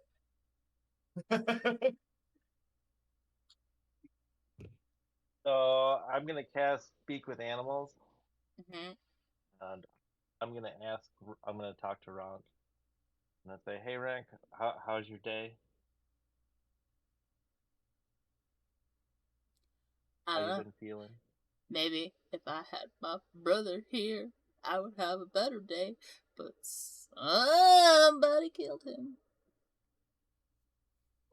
I'm really sorry about that, Rahk. It's a brutal fight.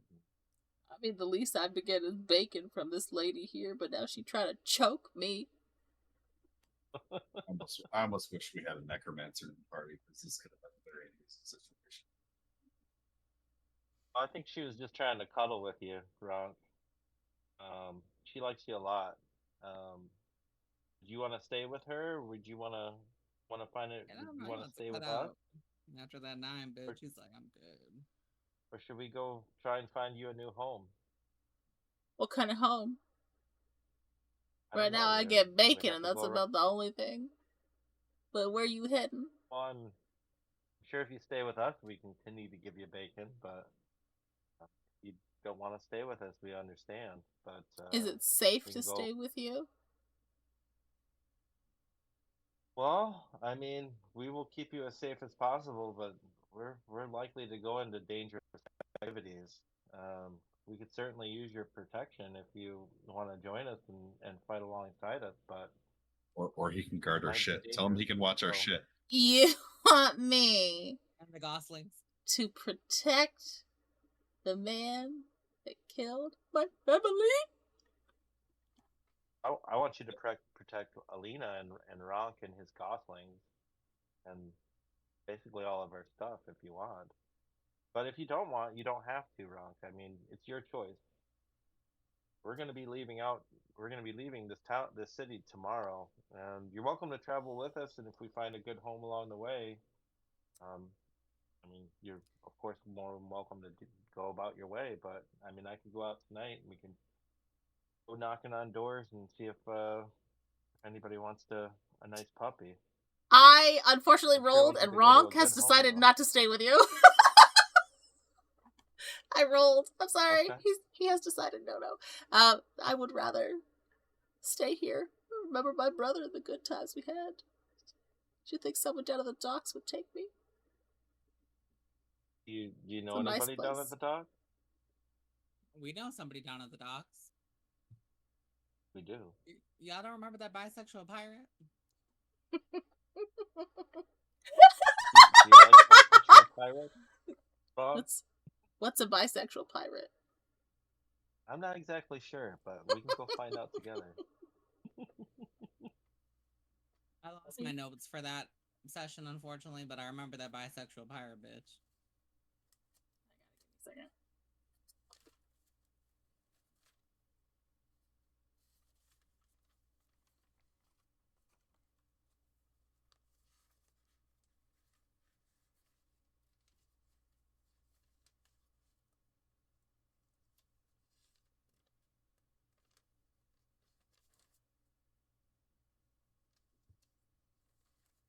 Camera is not loving me today.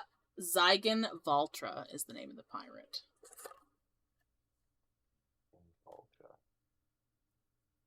Andy, Yes.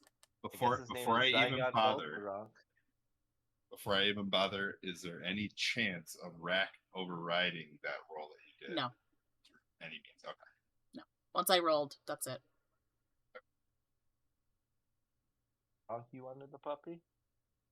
No, he was going to try and recruit him as a new brother for the goslings.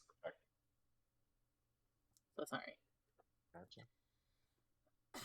All right, so Budrick, you want to go down to the docks to try and convince this bisexual pirate to adopt. If you want, Boo Boo, you can take a rest, and I'll go ahead and do it. All right. Yeah, that sounds good. Hey, Rahk, you want to go with Alina and talk to this pirate down at the docks and see if he want to be a new home? Let him know I'll give him the rest of this bacon if he comes willingly. I'll give you bacon. Bacon? I like bacon. Okay, I'll go with her. She got bacon. I'm gonna go ahead and give him another piece of bacon. Okay. Hey, Rahk.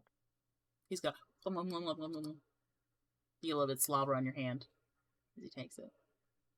He's a mastiff. He's got big jowls. Did you say the pirate's name is Zarek? Zygon Valtra. Zygon Valtra, okay. Alright, so You can call him Eric if you want.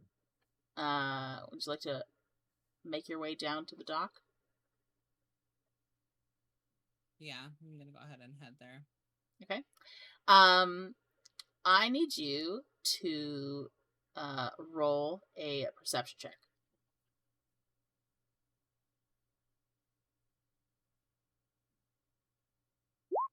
22. Perfect. So, I'm gonna move you to the dock here. You easily spot this handsome bisexual pirate as he is giving orders to what look to be members of his crew, putting items onto a ship. You can just see him going, take that box and stow it away. Make sure you've got it nice tucked in. We don't want it rolling around like last time. And please. Beautiful. Rolled a nat 20. He spots you from a mile away as you come sashing down the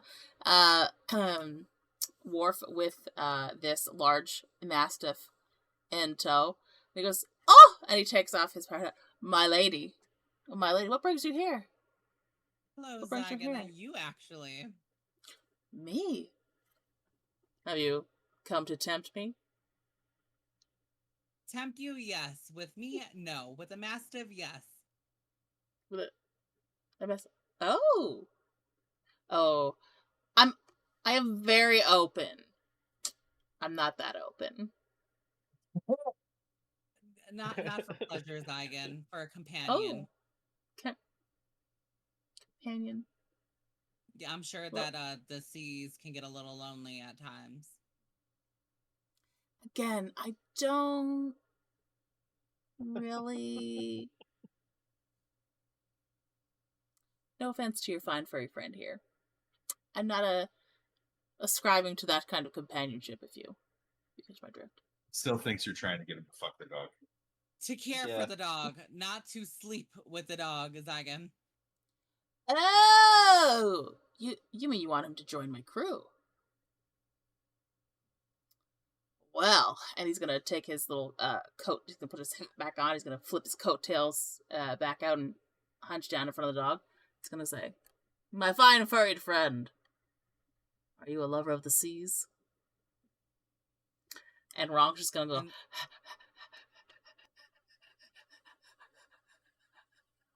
and then I'm gonna go ahead and hand understand. Zygon. I'm gonna go ahead and just hand Zygon the bacon. I'm like, here, he likes this. All of the rest of your bacon? Yes, I have 3 pieces.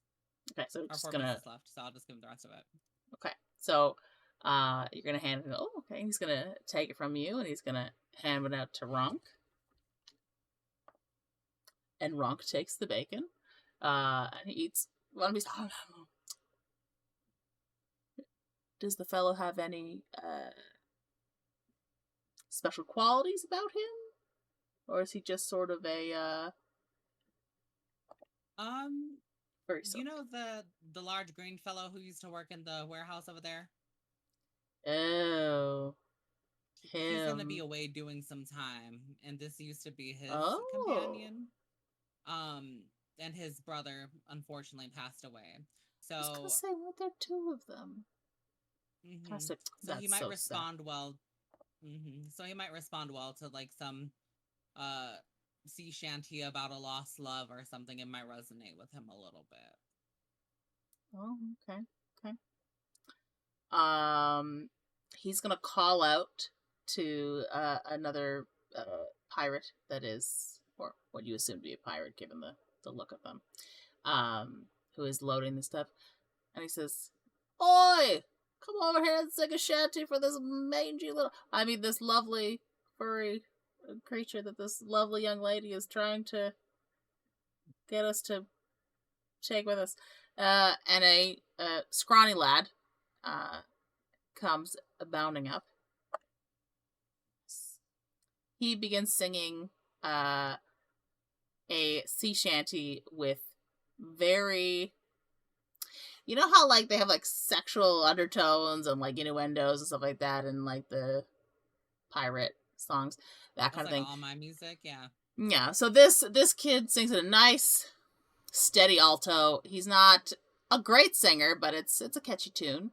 And you just see Rahk,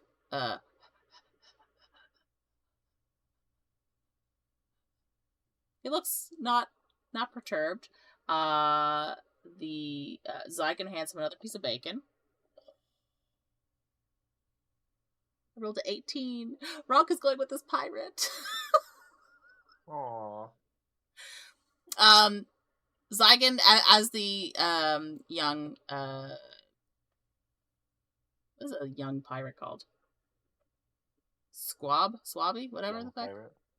You know those Matey, like the no I know they're called something. Swabby? Sure, Cabin we'll just boy. say it's Swabby. I'm not calling him a cabin boy. That's sexual. So a deckhand, honey. Deckhand. Sings a song. Zygon continues to feed Rahk this bacon. And when Zygon stands, Rahk stands. And Alina, I need you to roll either insight or animal handling. One of the two. Not good at either of these, but I'll do insight.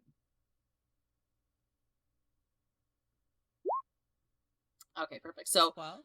You get the impression from this mastiff's body language, that he is content. He's no longer looking back at you to like check like what's going on here. His focus is just solely on Zygon and this swabby deckhand. And what did you say this creature's name was? Rahk. And when Zygon says the name, you see Rahk's tail move a little bit faster. Well, I hope he's got some sea legs. We'll get him, situated a little bit easier if he's good. But I'm sure he's a dog. He can swim. All right, Rahk. Let's go. Let's find you a place. And Rahk's tail sings a little faster. Bye, Rahk. Thank you, my lady. I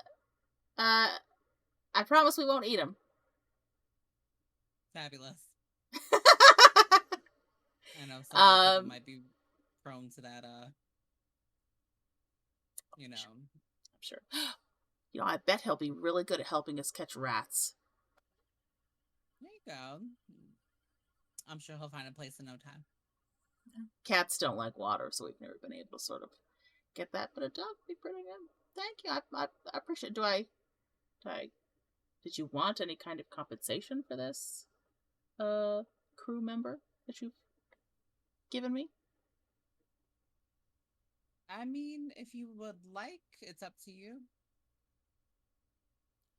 My lady, I don't dictate that sort of thing. If you believe this furry creatures is worth something, I'm always a man of fair and equal trade.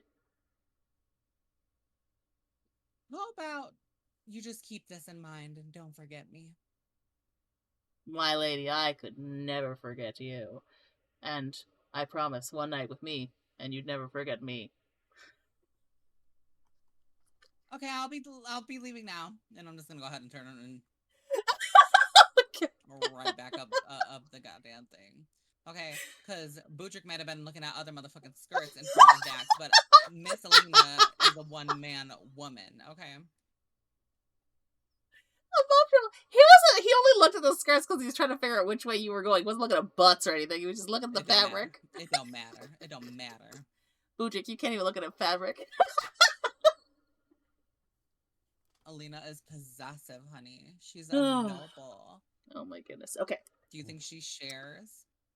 Alina will successfully return to the inn sans Rahk. Just before she re-enters the room, though, we will take a short break, so everybody can grab a drink, grab something to eat, yada yada, let the dog out, and we will be back shortly.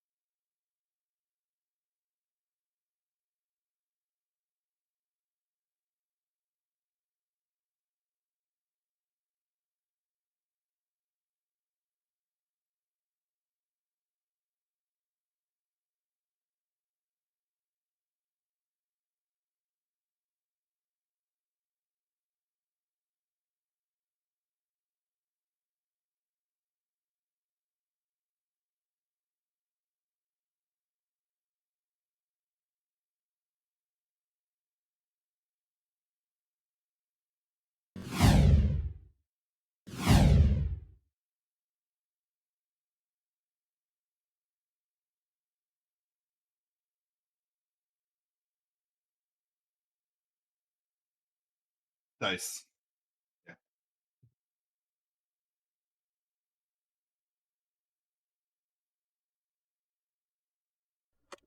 Thank you. Sorry. Alina, you are returning to the inn after having relinquished Rahk to Zygon. And Budrick and Rahk, you see her return sans Rahk. Oh, Rahk, did you take it you had some luck? He is now a pirate. Oh. Since Rahk well, I think. Did he seem like a good person?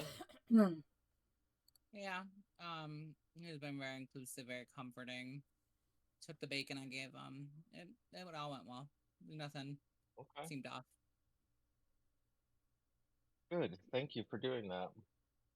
Of course. So is it time we rest for the evening? And it's early. Bedtime, it's only like sometimes between 8 and 9 o'clock at night. So you can a pretty early start, you know. You need to run by that shop and pick up that. That shop's not going to open until like 8 o'clock. So you have literally 12 hours. If you are that concerned about getting, you don't have to pick it up. You can just be like, fuck it, we don't actually need it, and move on. Well, above table, Budrick really wants the knowledge. Above table, I will also remind you, it will take 4 days on foot, or 2 days in some kind of transportation.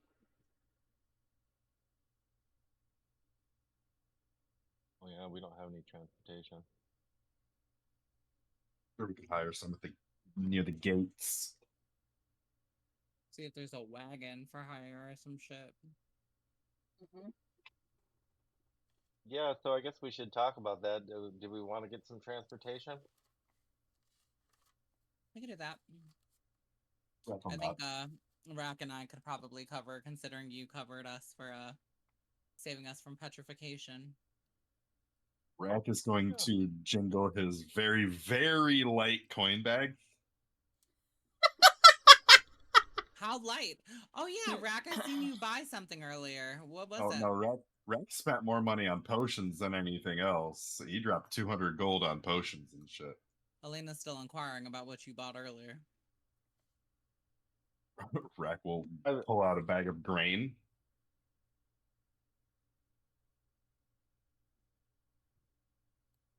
That's it? More grain for... And he points at the goslings. Because when we bought the grain, it was up at the farmer's market at the north of this city. You can buy grain in more than one place. Mm-hmm. That's like saying, can I only be able to buy milk at one store? Like, no. And he literally bought grain for the goslings. Alina, would you like to insight check and see if that is the only thing he bought? You're just going to trust him at his word, okay? I will. Secretly, she's like, I fucking know.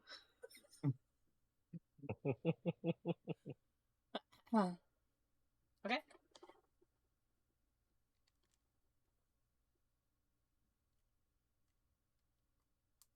I mean, you can go out and arrange transportation now. You don't have to wait till tomorrow morning. If you've got time, you can go out now and try and get some. It will be easier to arrange it the night before than it would be morning of. You guys go ahead and get your rest. I will go ahead and search for the transportation. Well, I'm still awake. I can come with you. Rahk will hand her 5 gold towards the wagon, which is half of his remaining. Oh my god! What the fuck did you buy? Again, I only had so what I bought. All he says is bird feed. What'd you buy? Bird feed. That's it. Like you watched me in Dak's shop spend the majority of my money. Even had I not bought what I bought in the other part of the market, I still would have been broke as a motherfucker. Yeah, would you buy that was like 200 gold like a couple of rounds ago? Yeah, I bought a bunch of healing stuff from Dak. And the alchemy jug. Today. That's what Oh, that yeah, and the alchemy jug before too. So that was another 200 gold. Like Yeah, Rahk had some money, but Rahk has spent a lot of fucking money. He's prepared though. Except for if the situation comes up that he needs to give money. Well, I would suggest you guys get some rest before we get on this damn wagon. I don't think it's gonna take more than just me to have a conversation with people to arrange a ride, you know? Alright, well, then I guess I'll hang back then. Okay. Might as well put this fucking haste to you somewhere. Just click-clack around the city. Alright, so you're going to head towards the front gates of the city. You are advised at the stables near the west gate that transportation can be arranged for you. You have options.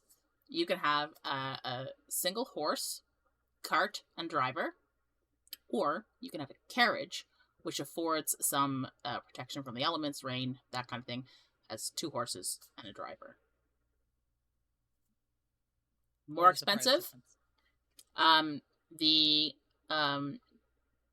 single driver with a cart to travel 2 days, and you are warned ahead of time. They can only take you the 2 days towards the obstruction, and they cannot take you farther because they won't risk it. That will cost you 4 gold, 9 silver. If you take the carriage option, it's 20 gold, 45 silver. We're gonna get the carriage. Okay. 20 gold. How much silver? 45.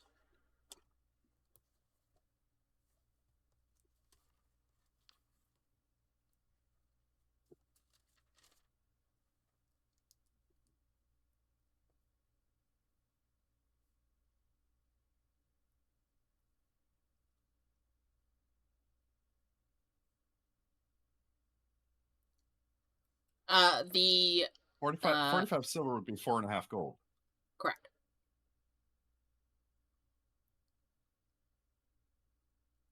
So it'd be like 24 gold, 5 silver. yeah, that. There you go. But sometimes I just want you to do math. It's less confusing to my brain.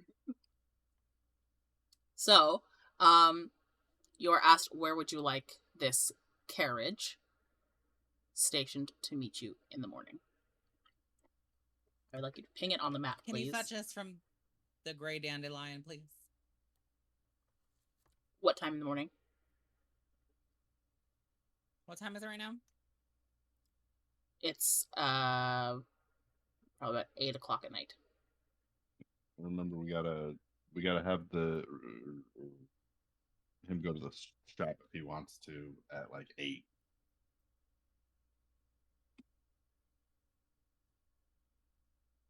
Then maybe noon tomorrow? Noon? Okay. Alright. So there will be a carriage waiting for you outside the Great Dandelion at noon tomorrow. Fabulous. Okay. Well, You'll thank then you. return to the inn. I'll go ahead and return. And I'm going to go ahead and use my trance, honey. Okay. So, Budrick Rahk and Rahk are sleeping, right, by the time I get back? I don't know. Are they? It's only 9 o'clock at night I'm by the time you get back. Like, are you guys sleepy? Rahk's not. Rahk is perched on the balcony just preening while the goslings are in their little nest inside. Okay. Budrick, what you doing? I'm sitting on the balcony smoking my pipe. Well, Okay, so while they're Alina, both you in... re-enter, and that's what you see. They're both on the balcony. Rahk's going preening. I'm gonna get my little nightie, okay? My little silk moment. Okay. And just slink my ass in a bed. enter your trance. I just stare at the ceiling. It means your trance will end at 1 a.m. So take that how you will. Gentlemen, I need you to both roll a perception check.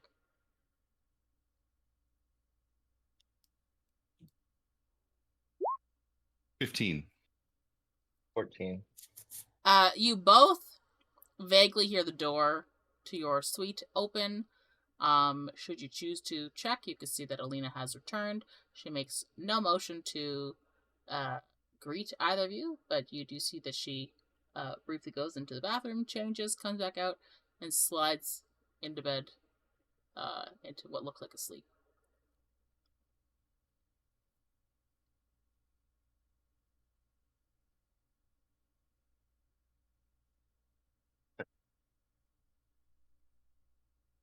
What did you do for the rest of the evening? All right. Rahk is Well, just I'm preening and gonna- getting ready for bed. I'm gonna go wash up here and get ready for bed myself. Okay. So the two of you will sleep until 5 a.m. You can sleep longer if you want, but that's the amount that you would need to in order to get the full rest. Long rest. Is that Adventurers Guild a 24/7 open kind of thingy? Okay.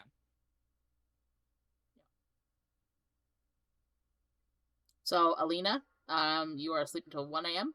in your trance. Budrick and Rahk, 5 a.m.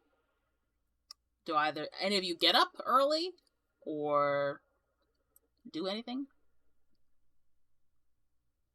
No? Okay, so you can all... Rahk is gonna wake up at 4. Okay. So that he can use his alchemy jug to make 2 more acid vials. Okay. I'm going to awake after my 4 hours, so let me go ahead and take my long rest. So, Budrick, you can hit that long rest button. And just make sure you confirm it on D&D Beyond. Okay, perfect. Yep. I'm gonna go ahead and prepare the little treats for them. Okay, roll a d6.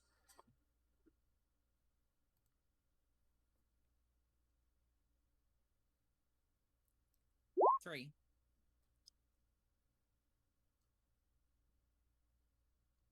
So you make these tarts. Maybe it's because it's your first time making them. They're okay. They're okay. You don't get any additional benefit, but they do. Whoever you give them to, I'll get 2 temporary HP. They'll get what? 2 temporary HP. Damn. Okay.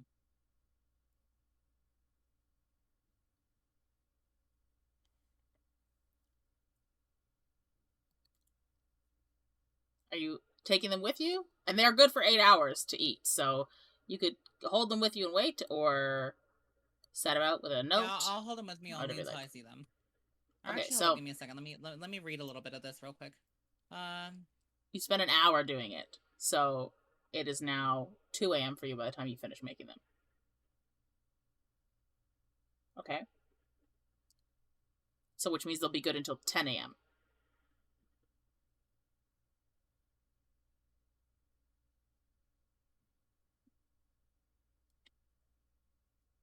Wait a minute, hold up.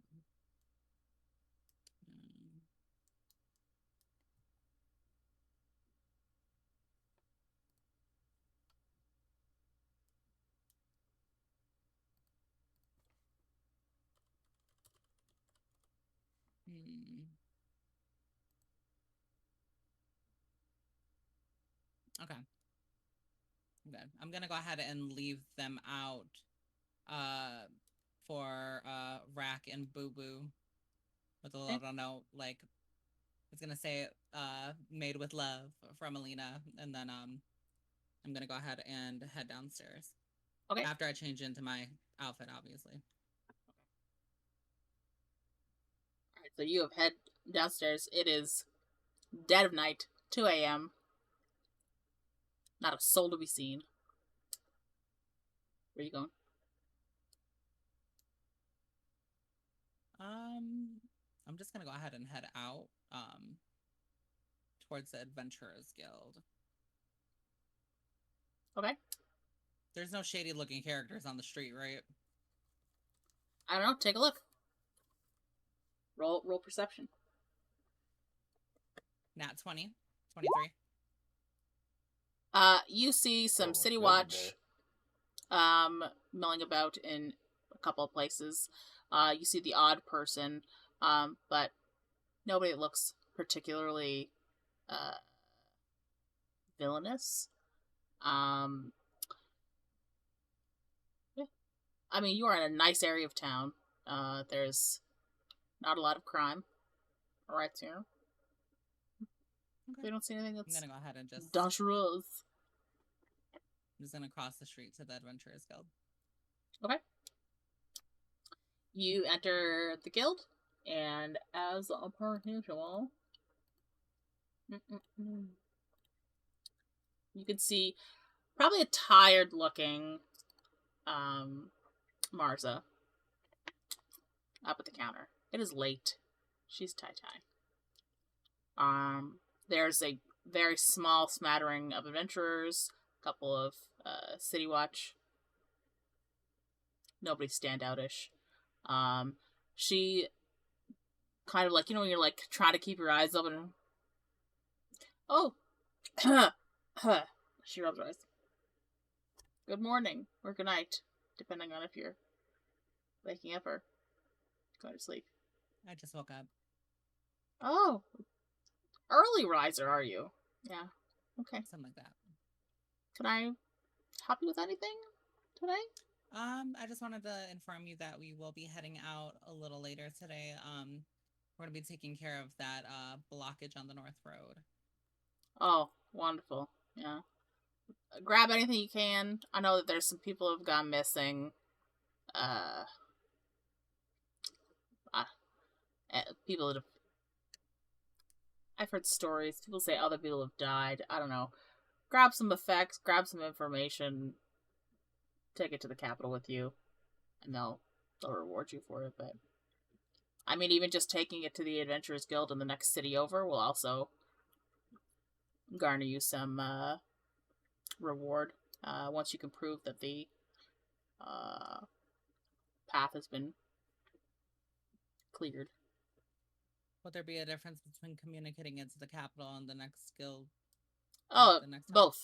both. So, if you have, like, big if, because people exaggerate, if you find the personal effects of anyone who is deceased, obviously, taking that back to the capital, they can arrange to find the people it belongs to, get some remuneration that way.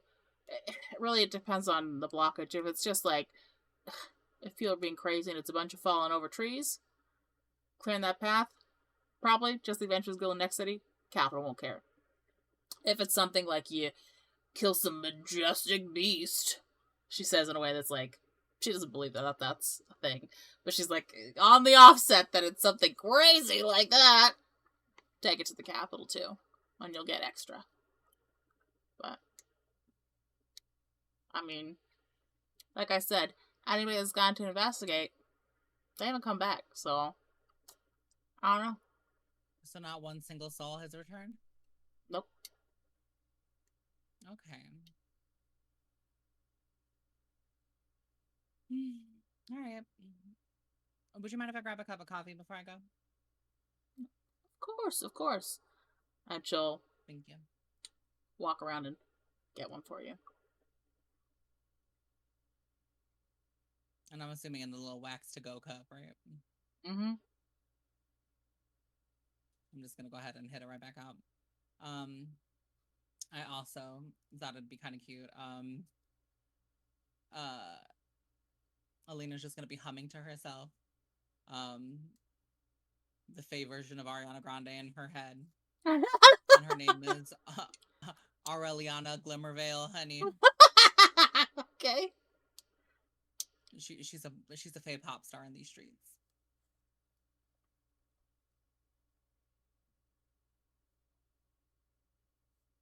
Okay. So you're just humming that as you're going back to the hotel? Okay.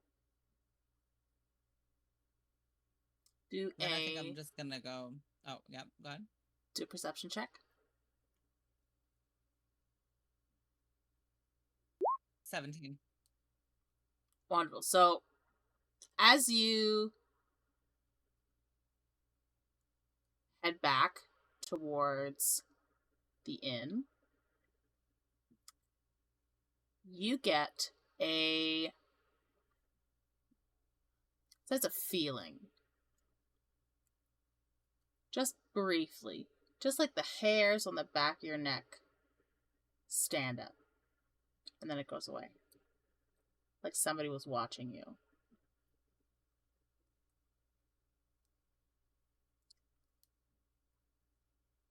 Where am I currently at when I feel this feeling? You're like midway between the hotel and the Adventurers Guild. Yeah. So like it could have come from any direction. You are out in the open. You can see that there are City Watch standing near the entrance to the hotel. A couple down a laneway. A couple like one or two odd people running home, whatever. Now none of them are looking at you. So you don't know where this feeling came from. Like I said, it's not there now. It was brief. And now it's gone.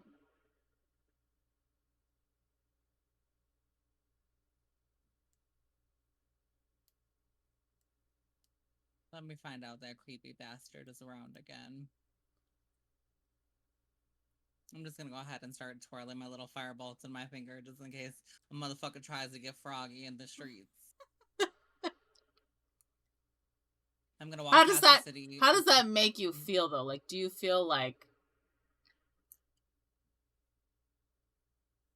it's slightly uneasy, but I'm like, I'm not gonna let this little moment of unease fuck with me mentally, because I'm like, just in case you forgot.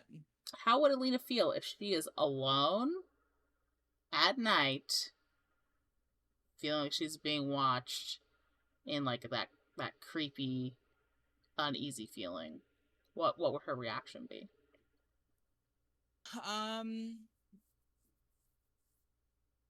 She's probably just gonna assume that it was one of those bitches that seen me get my custom gown and are still hating, and I'm like, but just in case it wasn't, that's why the fireball came out.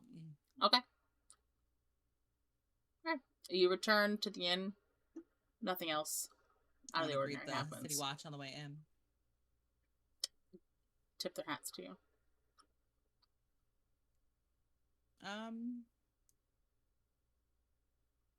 Didn't take that long. It's not even 3 o'clock yet by the time you get back. Did Martha give me the documentation that will be... There is no documentation. Essentially what it is, as she explained before, is you just have to bring proof. So, number one, if you are able to successfully travel from Pelverin to the next city, right, the way is clear, right? Just your arrival from that area is enough to be like, I got here, it's clear, you go ahead. 2, if you find any effects of deceased persons, that's also further proof. If you rescue anyone, that is additional proof. Okay. If you kill anything, take a piece of it. All right. Sounds good.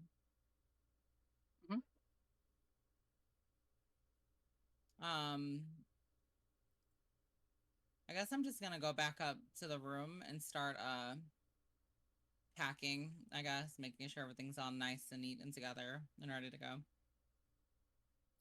Okay. You do anything else for several hours before these other two wake up? You got like 2.5 hours till they wake up. I'll just use this time to gather all the belongings. It was like 2 a.m. when she left for the Adventurers Guild. Rahk got up at 4. Fair. An hour and a half till Rahk wakes up. 2.5 hours till Budrick wakes up. So, just tidy your things, organize, commune with self, and then Rahk gets up. Rahk, say anything to Alina when you wake up? He's just gonna like wave, the little wave.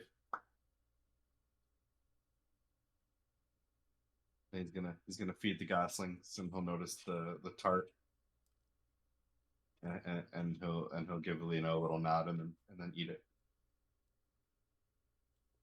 Okay. You gain 2 temporary HP. The tart tastes alright. It's not great. It's decent. I mean, his normal breakfast is boiled eggs, so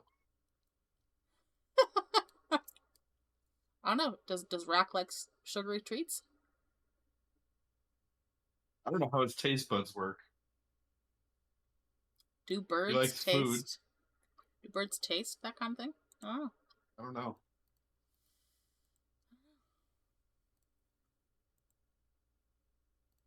You should ask Rahk.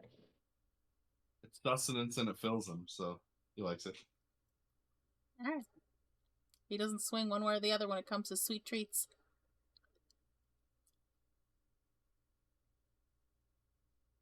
Okay, so you do your stuff, Rahk. Creating more acid, you said, right? That's what you're doing? Yeah, he fed the goslings, he made the acid vials. Okay. Ate Budrick, start. you wake up.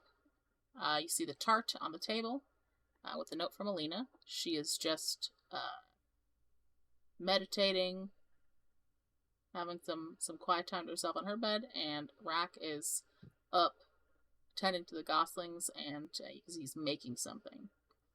From his other rests with you guys, you assume, because he's using the alchemy jug, it's something to do with that. Alright, I stand up, stretch a little bit, wash away the night's rest. I heat the tart and I read the note and I eat it. I said, "Did you make this?" I did. It's delicious. Thank you. Oh, thank you. Feel more alive. You gain 2 temporary HP.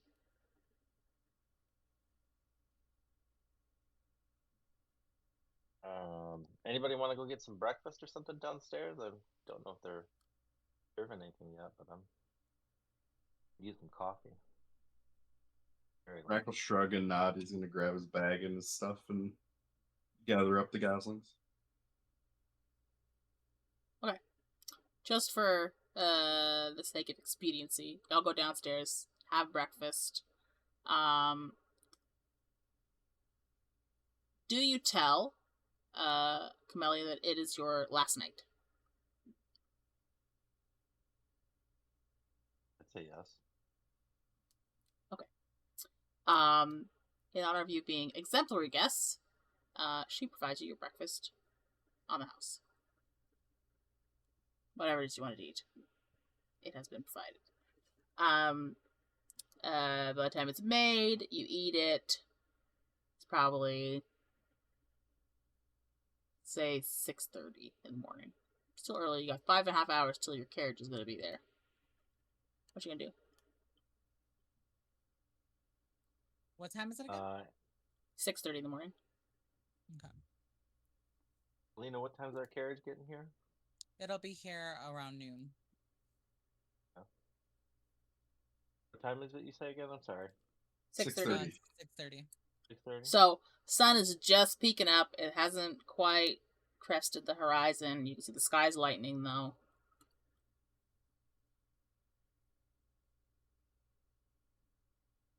Well, I don't think anything's open yet.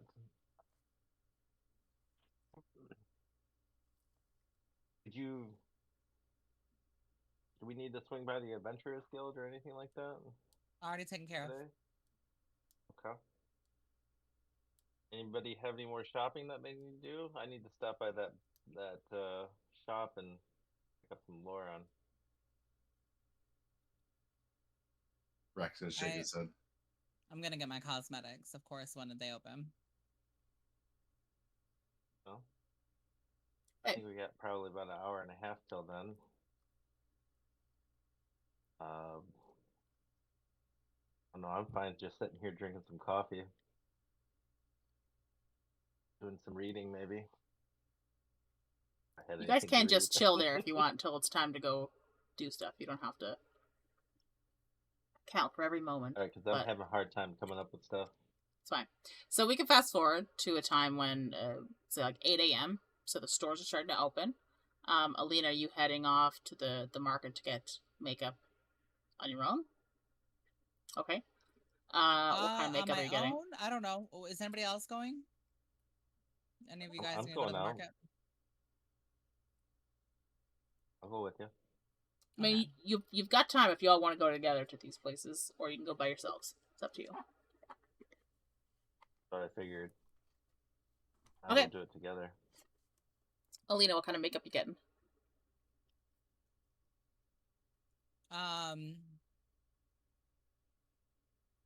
Trying to think what would be like the makeup routine for D&D. Because if it was me, we'd be there for a minute. But we're just gonna do like simple things, like maybe something for her. Are there D&D cosmetics already? No. I will just say you can get an item called cosmetics, and it would like common cosmetics, or you can get like, you know. We're getting the high end, the prestige cosmetics, honey. I will say,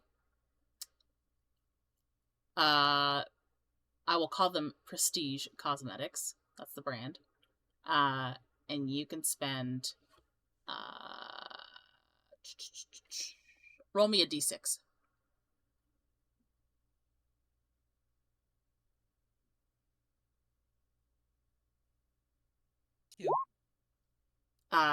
It will cost you 2 gold, and it will give you enough cosmetics to last you 2 weeks. So, in another 2 weeks, if you run out, and you don't have any, you'll be a barefaced bitch. I mean, Alina isn't unfortunate to look at, but we live to enhance, so. So how many days worth of, are you getting 2 weeks or 4 weeks worth of cosmetics? Let's get 6 weeks. I think that's something like 6 weeks. chill. Okay.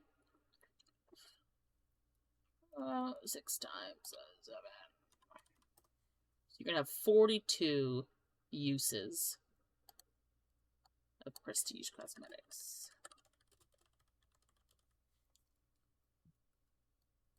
So you have to remember to use it each day. And how long would it take to apply? You can just standard as part of a rest. Wouldn't take any additional time. Okay. So you pick up this makeup.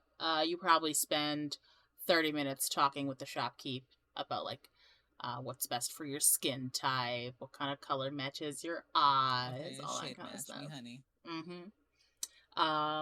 And then you travel to the Hordmore with Budrick and Rahk. So it's probably about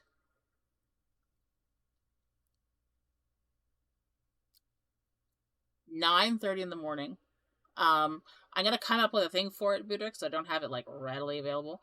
But I'm gonna say that he hands you a scroll with like, several sheafs of paper, and it's got you can see it's got like some handwritten notes on different things. You can see that there is a story about a goddess having owned those rings.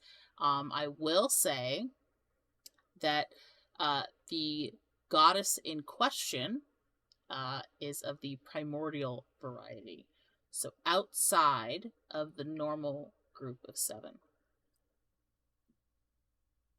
So there's those 7 standard gods that everybody prays to, right? And then there's the ones that are even older than that are kind of like myth, right? Like in our time, IRL, like Greek myth, those kind of gods, where it's like they didn't exist, you're a fucking liar, that kind of thing, right? That's the type of belief that these primordial gods are. So that's the weight that these, and just reading that, if there's any truth to it, and a lot of what the scribbles in this story is make it seem like nobody actually believes it, but it's a story that's followed with these rings for its entire makeup. Nobody knows who crafted them, right? Nobody knows. It's just not. It's not notated anywhere. It's not heard of. Nobody knows where they came from. But it's a consistent thing with these rings, that they are tied to this primordial goddess. And it's where they derive their name, Ring of the Veil, because one of the primordial gods, her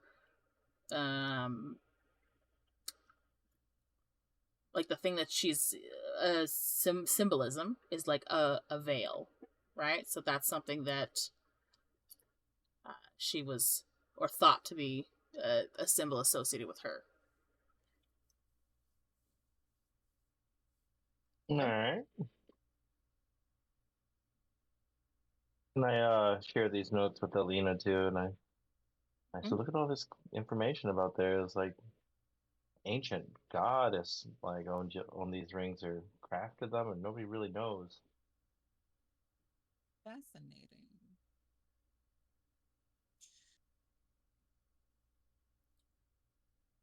I feel like this is gonna be like a very interesting combination with my what is that called again? The shift weave. Mm-hmm. It's like I made it for you. Like there's some goddess looking out for you. Yeah, it's weird. Some omniscient being that just knows what works well with your character. What a stroke of luck. Alright, so I'd say after you've done all the reading, spoken with assistant, blah, blah, blah, it is probably 9:30, nearing 10 o'clock. And you are in the south end of the city, so you're all down in a Hormore.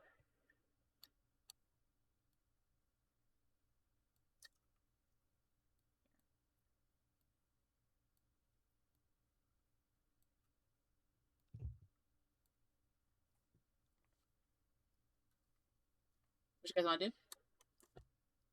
I'm good to chill until I have all my stuff packed and ready to roll.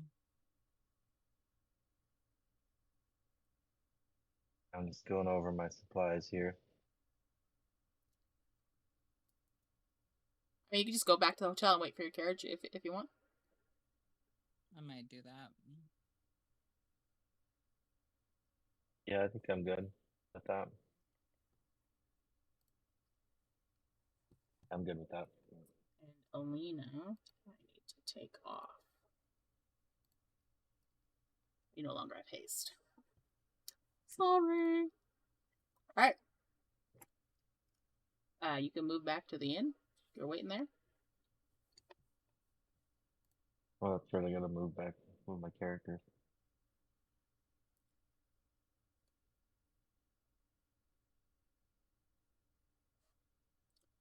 Rahk! After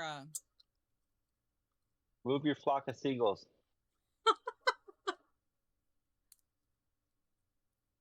There he goes. Walking past the entrance, I kind of remembered last night that feeling I got, and I think I'm gonna tell Budrick that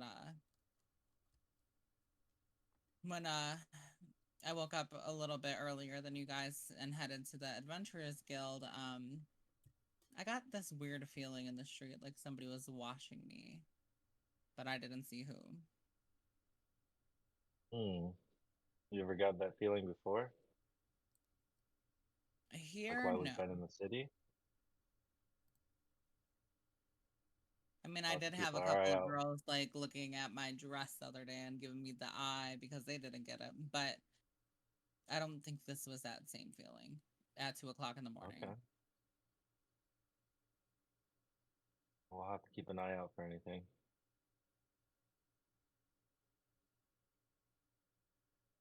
About to tell Rahk too to look out for anybody following us.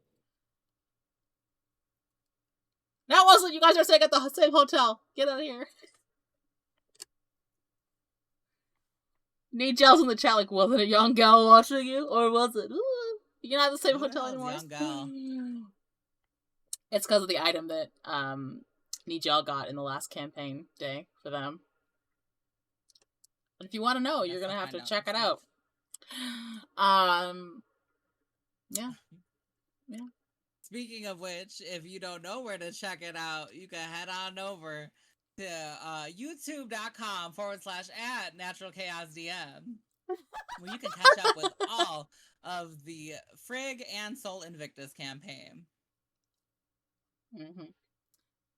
All right, so,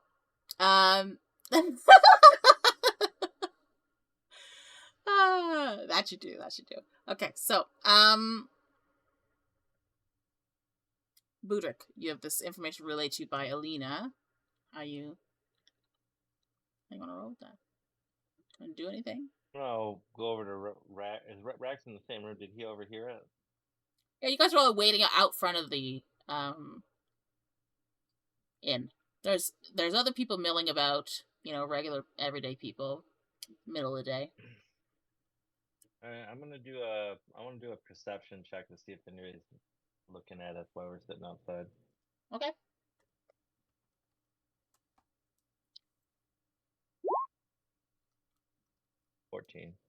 You see from probably standing right next to this tree here, a pair of young boys, and they're staring at Rahk. More specifically, they're staring at the goslings that are on his shoulders. They're going,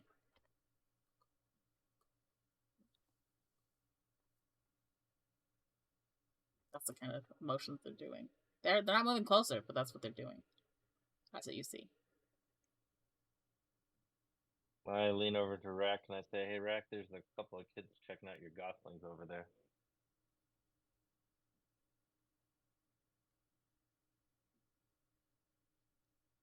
I didn't even turn on my camera. Rahk! Oh, my mic was muted. Ha. Rahk is just turning and staring at these children with his dead bird eye stare.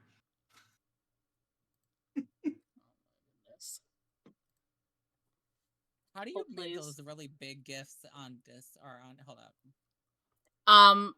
As soon as Aarack turns, like, and just dead eye stares at these children, Budrick, you see them both go, and then they run. They're just like, nope. I got the perfect gift for this situation.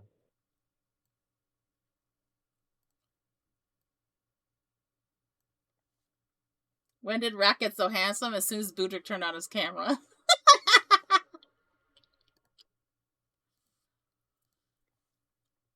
You missed it. Caustic had his camera on earlier, too.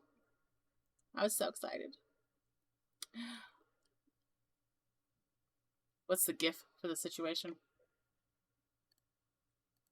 Oh, look at the chat. Big Bird? God. Oh my goodness. The fuck? Alright.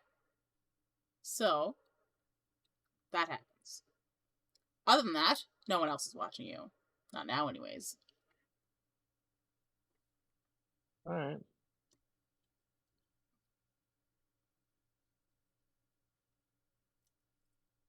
Anything else before we wait? Reactions? They ran. They ran? Okay. and ran as soon as he dead-eye stared them. I'm gonna bust out my pipe and smoke a little while I'm waiting. Okay. Rahk, you want to do anything else before the carriage gets there? No, I'm good. Alina? I guess I'm just gonna do my damn makeup while I'm waiting. Okay. So, around 12 o'clock, you hear the clop of horse hooves on the cobblestone streets as a very nice wooden carriage with some gilding on it. It's not like super fancy, but it's a nice traveling carriage. You know what I'm saying? Like nobles would travel in this. It's not privately owned, so it's not like ivory gold, whatever kind of thing. But it's nice. Looks sturdy. The horses look fresh, look watered and well fed. And on the carriage seat is a say middle-aged half-orc gentleman. He introduces himself to the party as Shump. He will be your carriage driver. He asks if everyone's ready to go, if he can take your luggage and place it on the top of the carriage. I'm gonna put my stuff up there, but then I'm gonna I'm obviously wearing my shift weave, and then I have my orchid with me in my hand. Okay. Budrick. Said his name is Shump. Shump.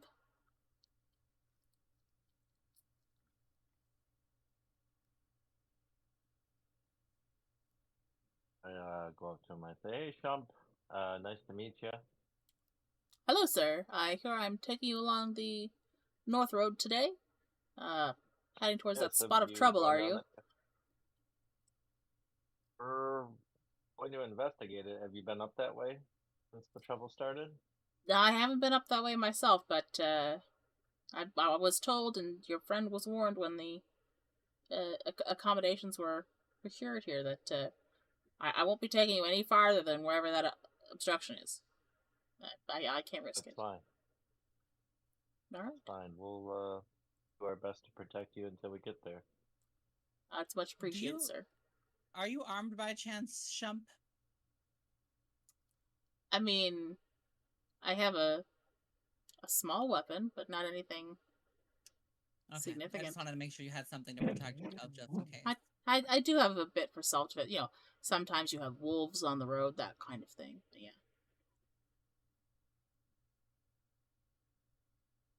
All right. Well, I think I'm good to go. All right. Actually, give me one moment. I'm gonna run inside real quick and ask Amelia if I could get a little bit of water for my orchid. She'll say yes, of course, and she'll grab some water and dip a little bit. Bye, Amelia. Thank you so much for everything. She wishes you well on your journey. She's a big old dragonborn smile as you leave. Okay, so y'all pile in. Rahk, are you putting yourself on the top of the carriage as well? Yes. Okay. So Shump straps all of your luggage to the top. Make sure it's securely fastened so it's not going to go anywhere. You all enter into the carriage. It has windows, but there's curtains in front of the windows. You can move them aside to look out if you want, or leave them shut to block out light, whatever you prefer. You can feel that the carriage shifts slightly as he gets up back onto the what is the front carriage seat where the driver sits? The driver's seat. You hear a little slap of the reins as he begins. There's a small jolt forward as the carriage begins making its way through the city up towards the North Road. Just briefly, he stops. You can hear him have a short conversation with a city guard, probably just informing them where you guys are going as you're leaving the city, and then up the road you go.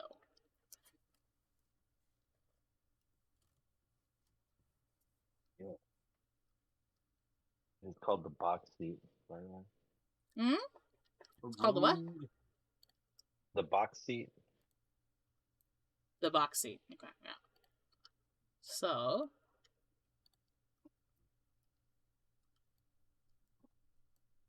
which one? Ah. It worked. So, you all head out on this road. It is a very nice drive. Nothing too crazy happens. You pass through the first several hours with no issue. At one point, Shump does rap on the side of the carriage, and he calls out and he says, just be sure to let me know when you would like to stop to make camp. Okay. I'm good right now. Okay. What time is So, it's still pretty early. So, is there a specific time of day you want to stop to set up camp? What time would you say the sun is down, honey? Yeah, there we go. Probably like down 7:30, 8 o'clock. Okay, so maybe like a 6:30-ish stopping point would be a good time. Okay. Several hours tick by. I need all of you to roll a just a straight Constitution. Constitution. 10. So the Constitution saving throw? Nope, just a straight con. So just click on the Constitution on the top At bar. the top. Yeah. 15.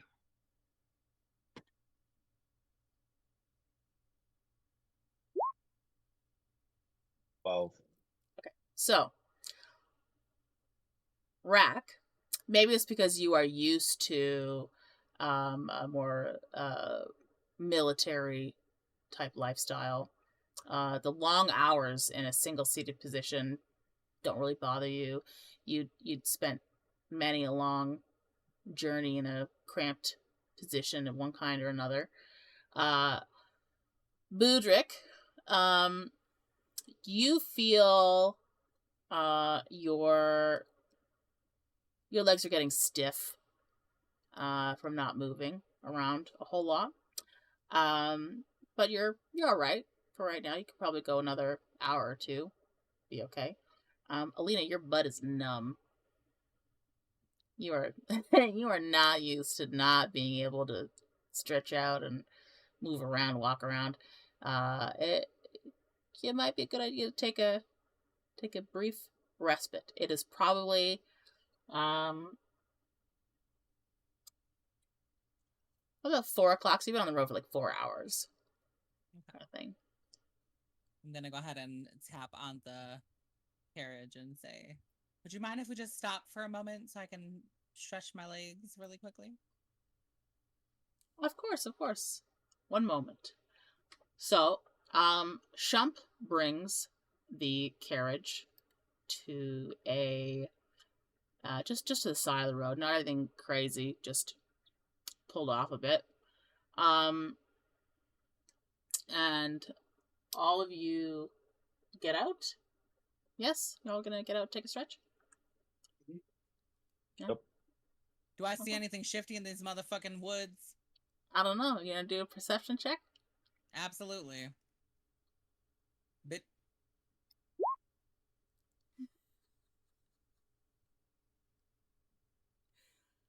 Alina sees nothing. She's My so ass is concentrating on sore, getting I'm the so blood tired, flow I'm over back into her this. legs. She is.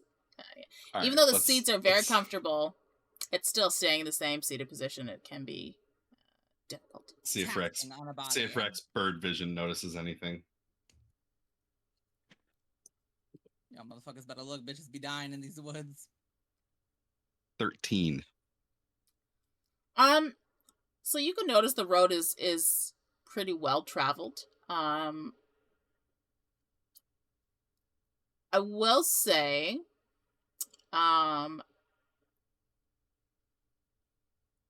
You take note of the fact that you have seen no one else on the road since this began. Like, you saw them briefly right around, like, for the first 2 hours, 3 hours. For the last hour or so, you've not seen another traveler.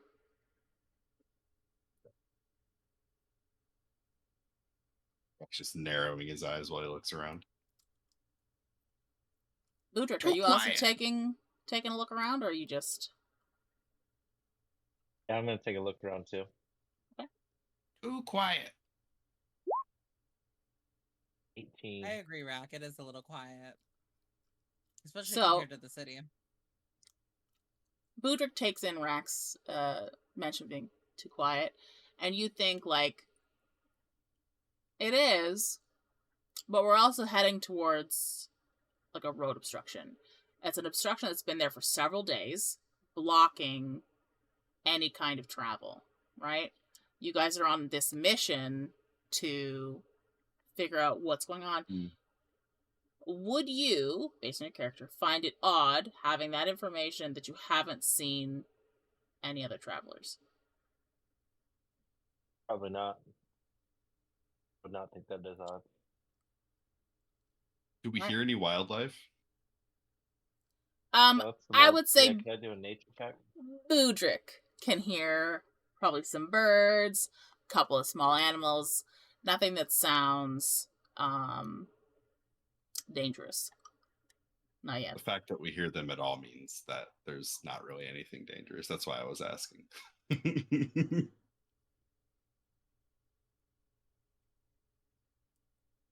And I turn to everybody else and I'm like, yeah, it's kind of quiet, but nobody's been traveling up this road for a while. There's an obstruction somewhere out there. So, I mean, I hear birds and animals and stuff. I mean, I don't sense any danger right now.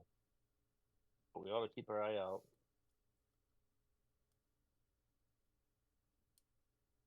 Hey, Shump, how far are we away from the obstruction? Do you know?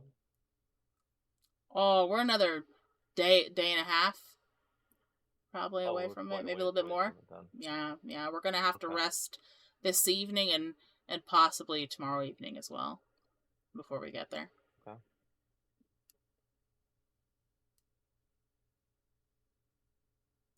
Sounds good. Does I whip out my Shump pike. need long rests or short rests? Pardon? Does Shump need a long rest or a short rest?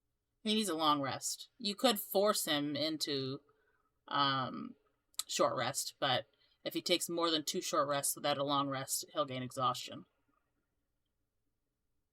So you could ask him to go without a long rest and try and make the journey a little bit quicker, but that's up to you.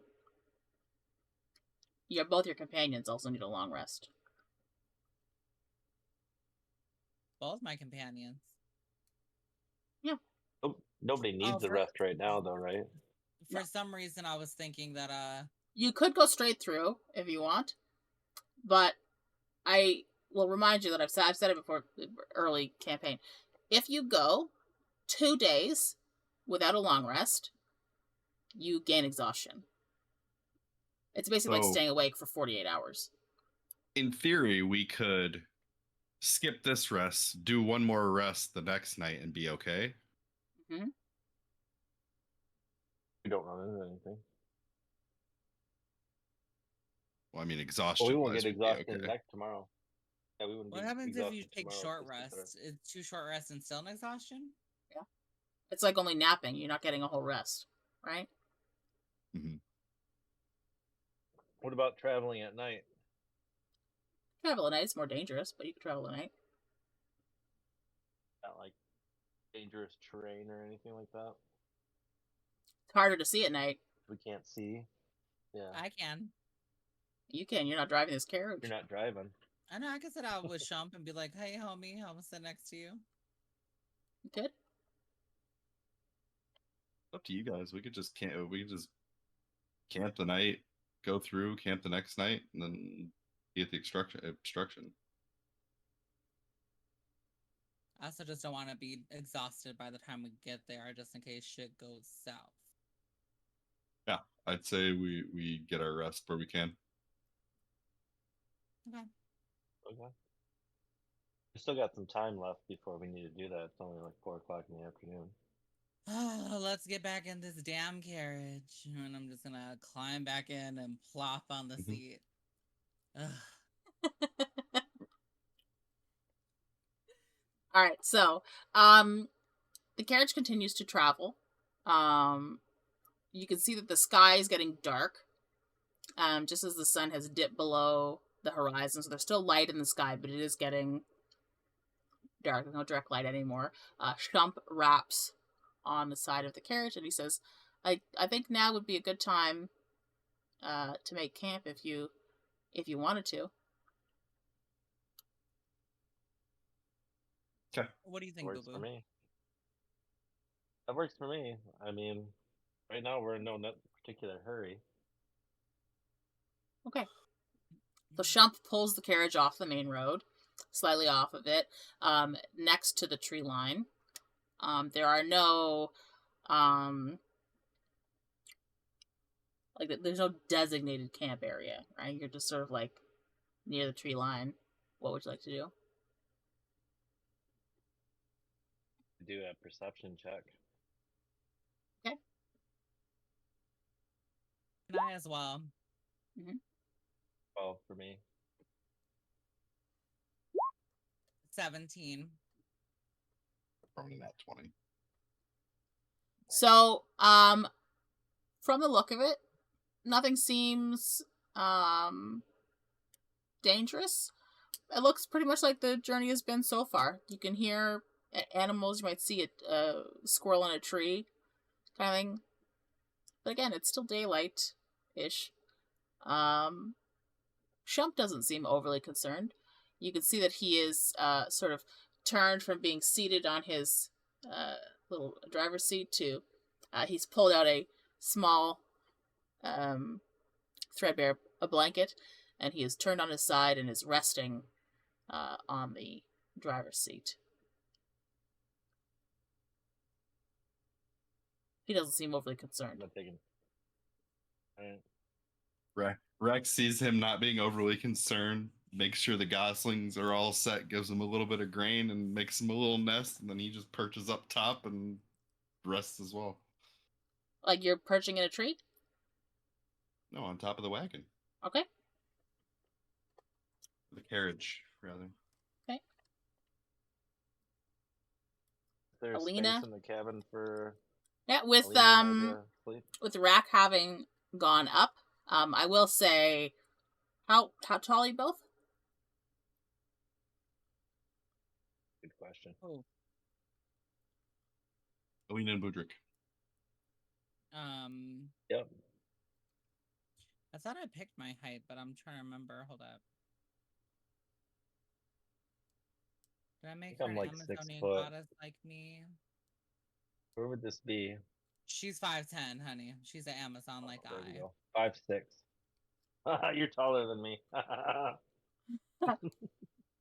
So, Budrick, you fit almost, well, on, you have to bend your knees slightly or have your ankles hang off the edge of the seats on one side, but you could fit inside the carriage. Alina, you would fully have to bend your legs, but you could, if you bend them, you could fit nicely. I think I'm gonna hit the good crisscross to meditate, honey, to go on my trance. Trance. Okay. Mm-hmm. So you're both gonna camp out inside the carriage? Sure. Okay. Actually, what time is it now? It's about like 8 o'clock. Perfect. I'm gonna do my trance in the carriage. Okay. Nobody's taking watch? I'm gonna go outside. I was just thinking that actually. Well, that I'll was the go thing. out. I can take watch, but I just need to get my 4 hours. I'm going to step outside. I'm gonna wild shape into a wolf, and I'm gonna lay down by the. I'm gonna The front of the door? lay down in front of the door.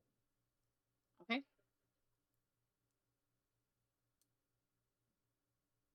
that'll reset with the. Even though I'm sleeping overnight as a wolf. Yes. They'll still Yeah. recharge my wild shape. Yep. Yep. Okay. Which you has higher passive, Budrick? What, perception? Oh no, you sleep with the carriage, bitch. You ain't getting dick. I have Budrick. a- Budrick has 14. I need you to roll a D100.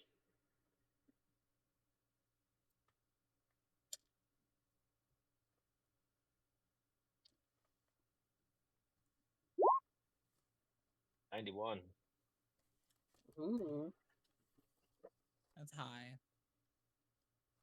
Usually high on the wild tables actually don't matter. It could be any number. It really doesn't Yeah, it matter. could be Yeah. anything. It could be anything.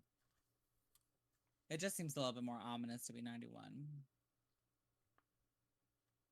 I mean,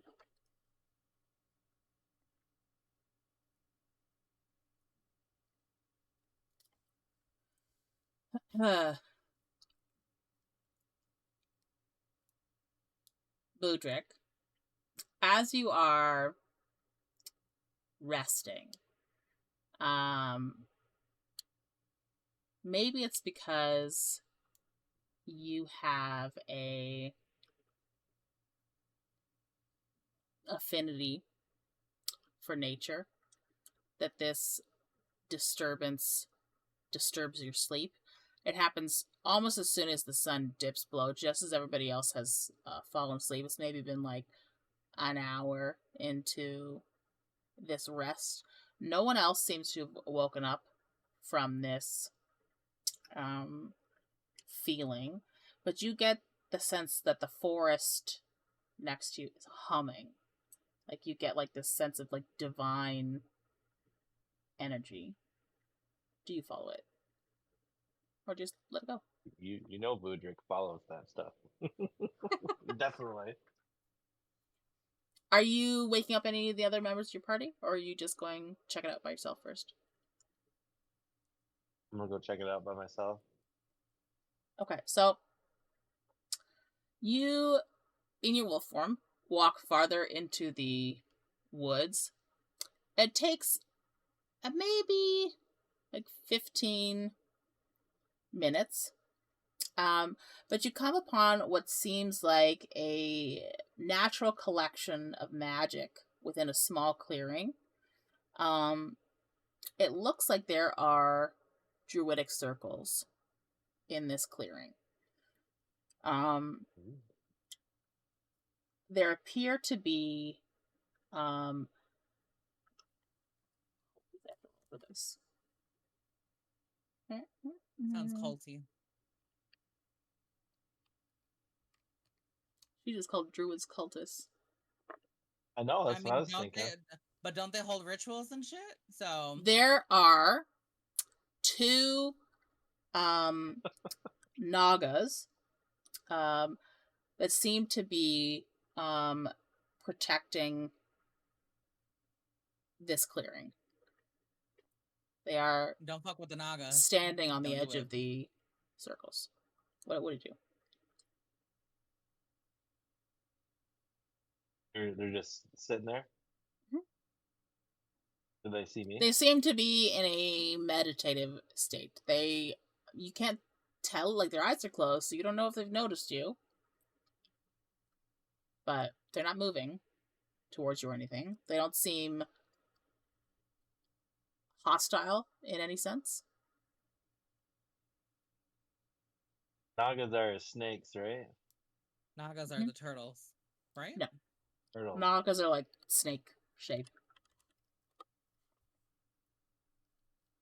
They're like half human, half snake. Oh, they're humanoid. Wow. Oh, Humanoid-ish hell on the no. top.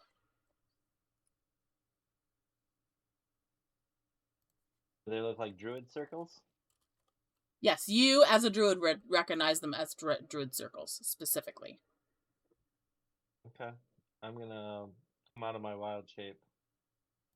And I'm going to approach the nagas and greet them. Hello. So these ones are the specific type. They look like snakes, but like human heads. Human-esque heads. I'll put let me grab a picture here.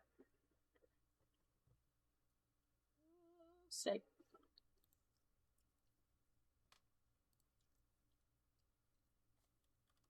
I say, hello, how are you this evening? Put this in the chat there for you. That's what they look like. Oh, Shift. Okay. Scary. One of them, one of the ones that's appears to be resting, both of them don't move, just one. One of them raises its head and just gently looks towards you and gives you a small nod of its head. Greetings. What's going on here in the forest? I see druid circles. I'm not going to do it because I can't lisp like that, but it's a lispy voice that they give you. Okay. And Sounds they super. say, we protect these circles. What? Those that would destroy nature. The honorable task.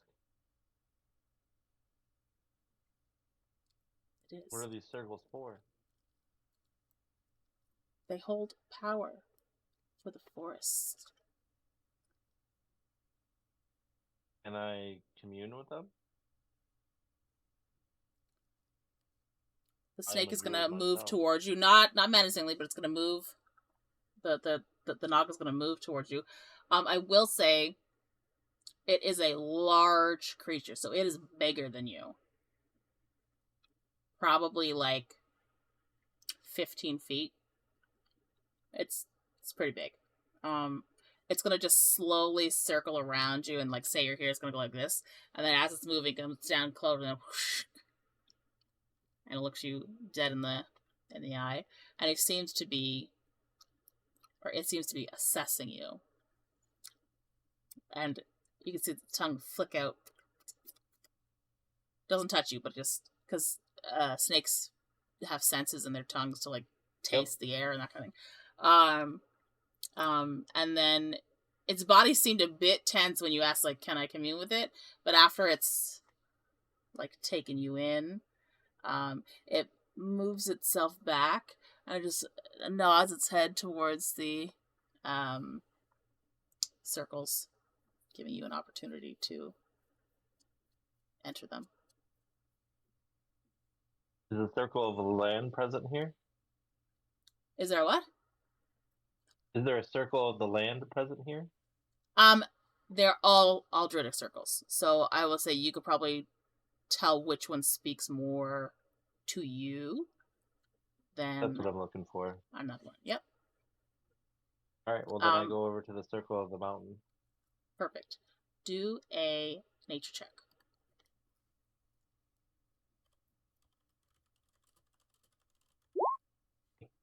Seven. Oof. Okay. Not rolling good today. I would say you spend probably 10 minutes feeling the energy of this circle. It feels so comfortable to you. It feels warm, comforting, everything that encompasses your druidic nature. Like it feels fantastic. You don't feel anything especially empowering, even though you feel power in this circle. You feel like maybe if you had more time than you can afford right now, you could maybe garner some. But you also know that there is You sense a pull on in these circles heading northward. So there's some tie to these circles that is also coming from the same direction you're heading. You don't know what it is, but you do get that sense, like there's some tie to it. But that's all you get, unfortunately, from your communion. Also, I put another reference of a Naga in the chat, by the way, just in case you needed it.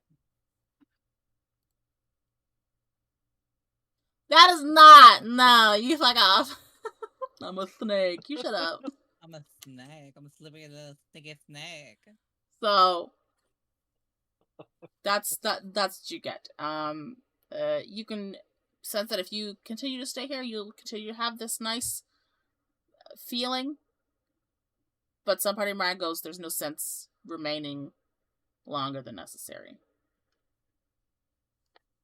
Yeah, so also, I stand up and I... Go ahead. No, I'm sorry. That was my go ahead. I was getting Nagas mixed up with Kappas. Continue though. Gotcha. All right, so I stand up and I approach the Nagas again, and I said, "Thank you for letting me commune in this Druid circle. I felt the pull to the north. Are these connected to anything up north?" The one that you had been speaking with looks over towards the second Naga, whose eyes open briefly, and you can see that they are, to anybody else, you would think that this Naga is blind, right? Because you just have like this milky look over their eyes.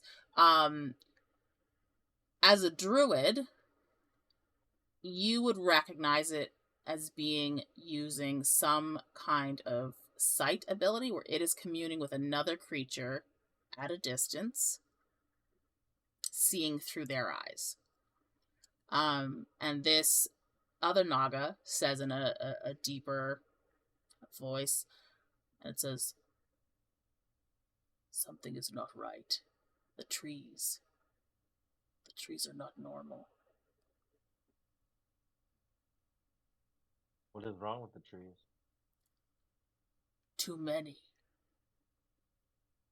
Too many trees? Too many, too soon.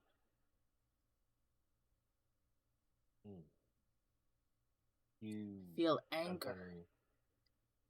Anger? Anger. Toward loss. A person or toward you? I don't know. I can't tell. It's too far. We're going to investigate a disturbance up north. Is there any other information you can give me?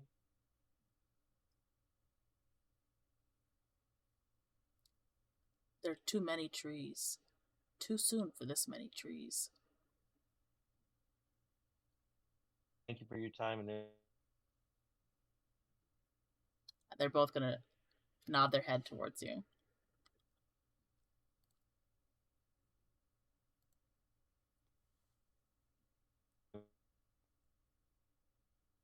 And go lay back down by the door.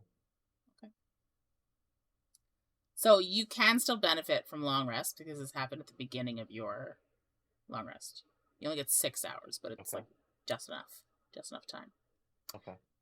All right. Above table, if either of the other two had gone with you, you would have been attacked. I figured as much. Okay. So, I think we will end it on this long rest and pick it up again next session. Okay. Yeah. Good stuff. But yeah. Sounds good. Budrick has inadvertently gotten more information. Ooh. Ooh. Good stuff, good stuff. By the way, what is the calendar date of the current? No. I will double check that and give it to you in DM. Okay. But yeah. Thank you, everybody, for coming in. Our next D&D session is with Frigg on Friday, which is the 30th. They are also planning on leaving the city. Mm-hmm. I know who's getting there first. We'll see. But yeah. Good stuff. I don't know. Are they? I don't know. We'll find out. Yeah, because Andy asked the question which campaign was leaving the city first. We were. I don't know. Did you leave first? Or did they leave first? Which day did they leave versus what day did you guys leave? Only I know. We'll find out next time. Next time on Dragon Ball Z. You won't get there first? Oh my goodness. Bye. Y'all have Abby in your group. Y'all gonna be checking every fucking tree stump and everything for loot. So I want to hear it. All right, so for a pickpocket. We will see. And protect from a pickpocket. The next Soul Invictus Day is on the 8th. There may be some changes to your characters before then because of the 2024 rulebook comes out on the 3rd. So just make sure that you each save a copy of your character sheet, and then once the rules are out on the 3rd, I can either set up a time to speak with everybody outside of a session day, or we can do it at the beginning of session on the 8th. Go over and see if there's anything changed. If you don't do yada yada, pick and choose what we are and what we won't do. We have wheels if you want. They also have wheels. They also got a carriage. Anyways, so I appreciate everybody for coming in. Budrick, thank you. Rahk, thank you. Alina, thank you. And I'll see the 3 of you again on the 8th. And I'll see Frigg and everybody else who wants to join in on the 30th. Appreciate your faces. As always, if you've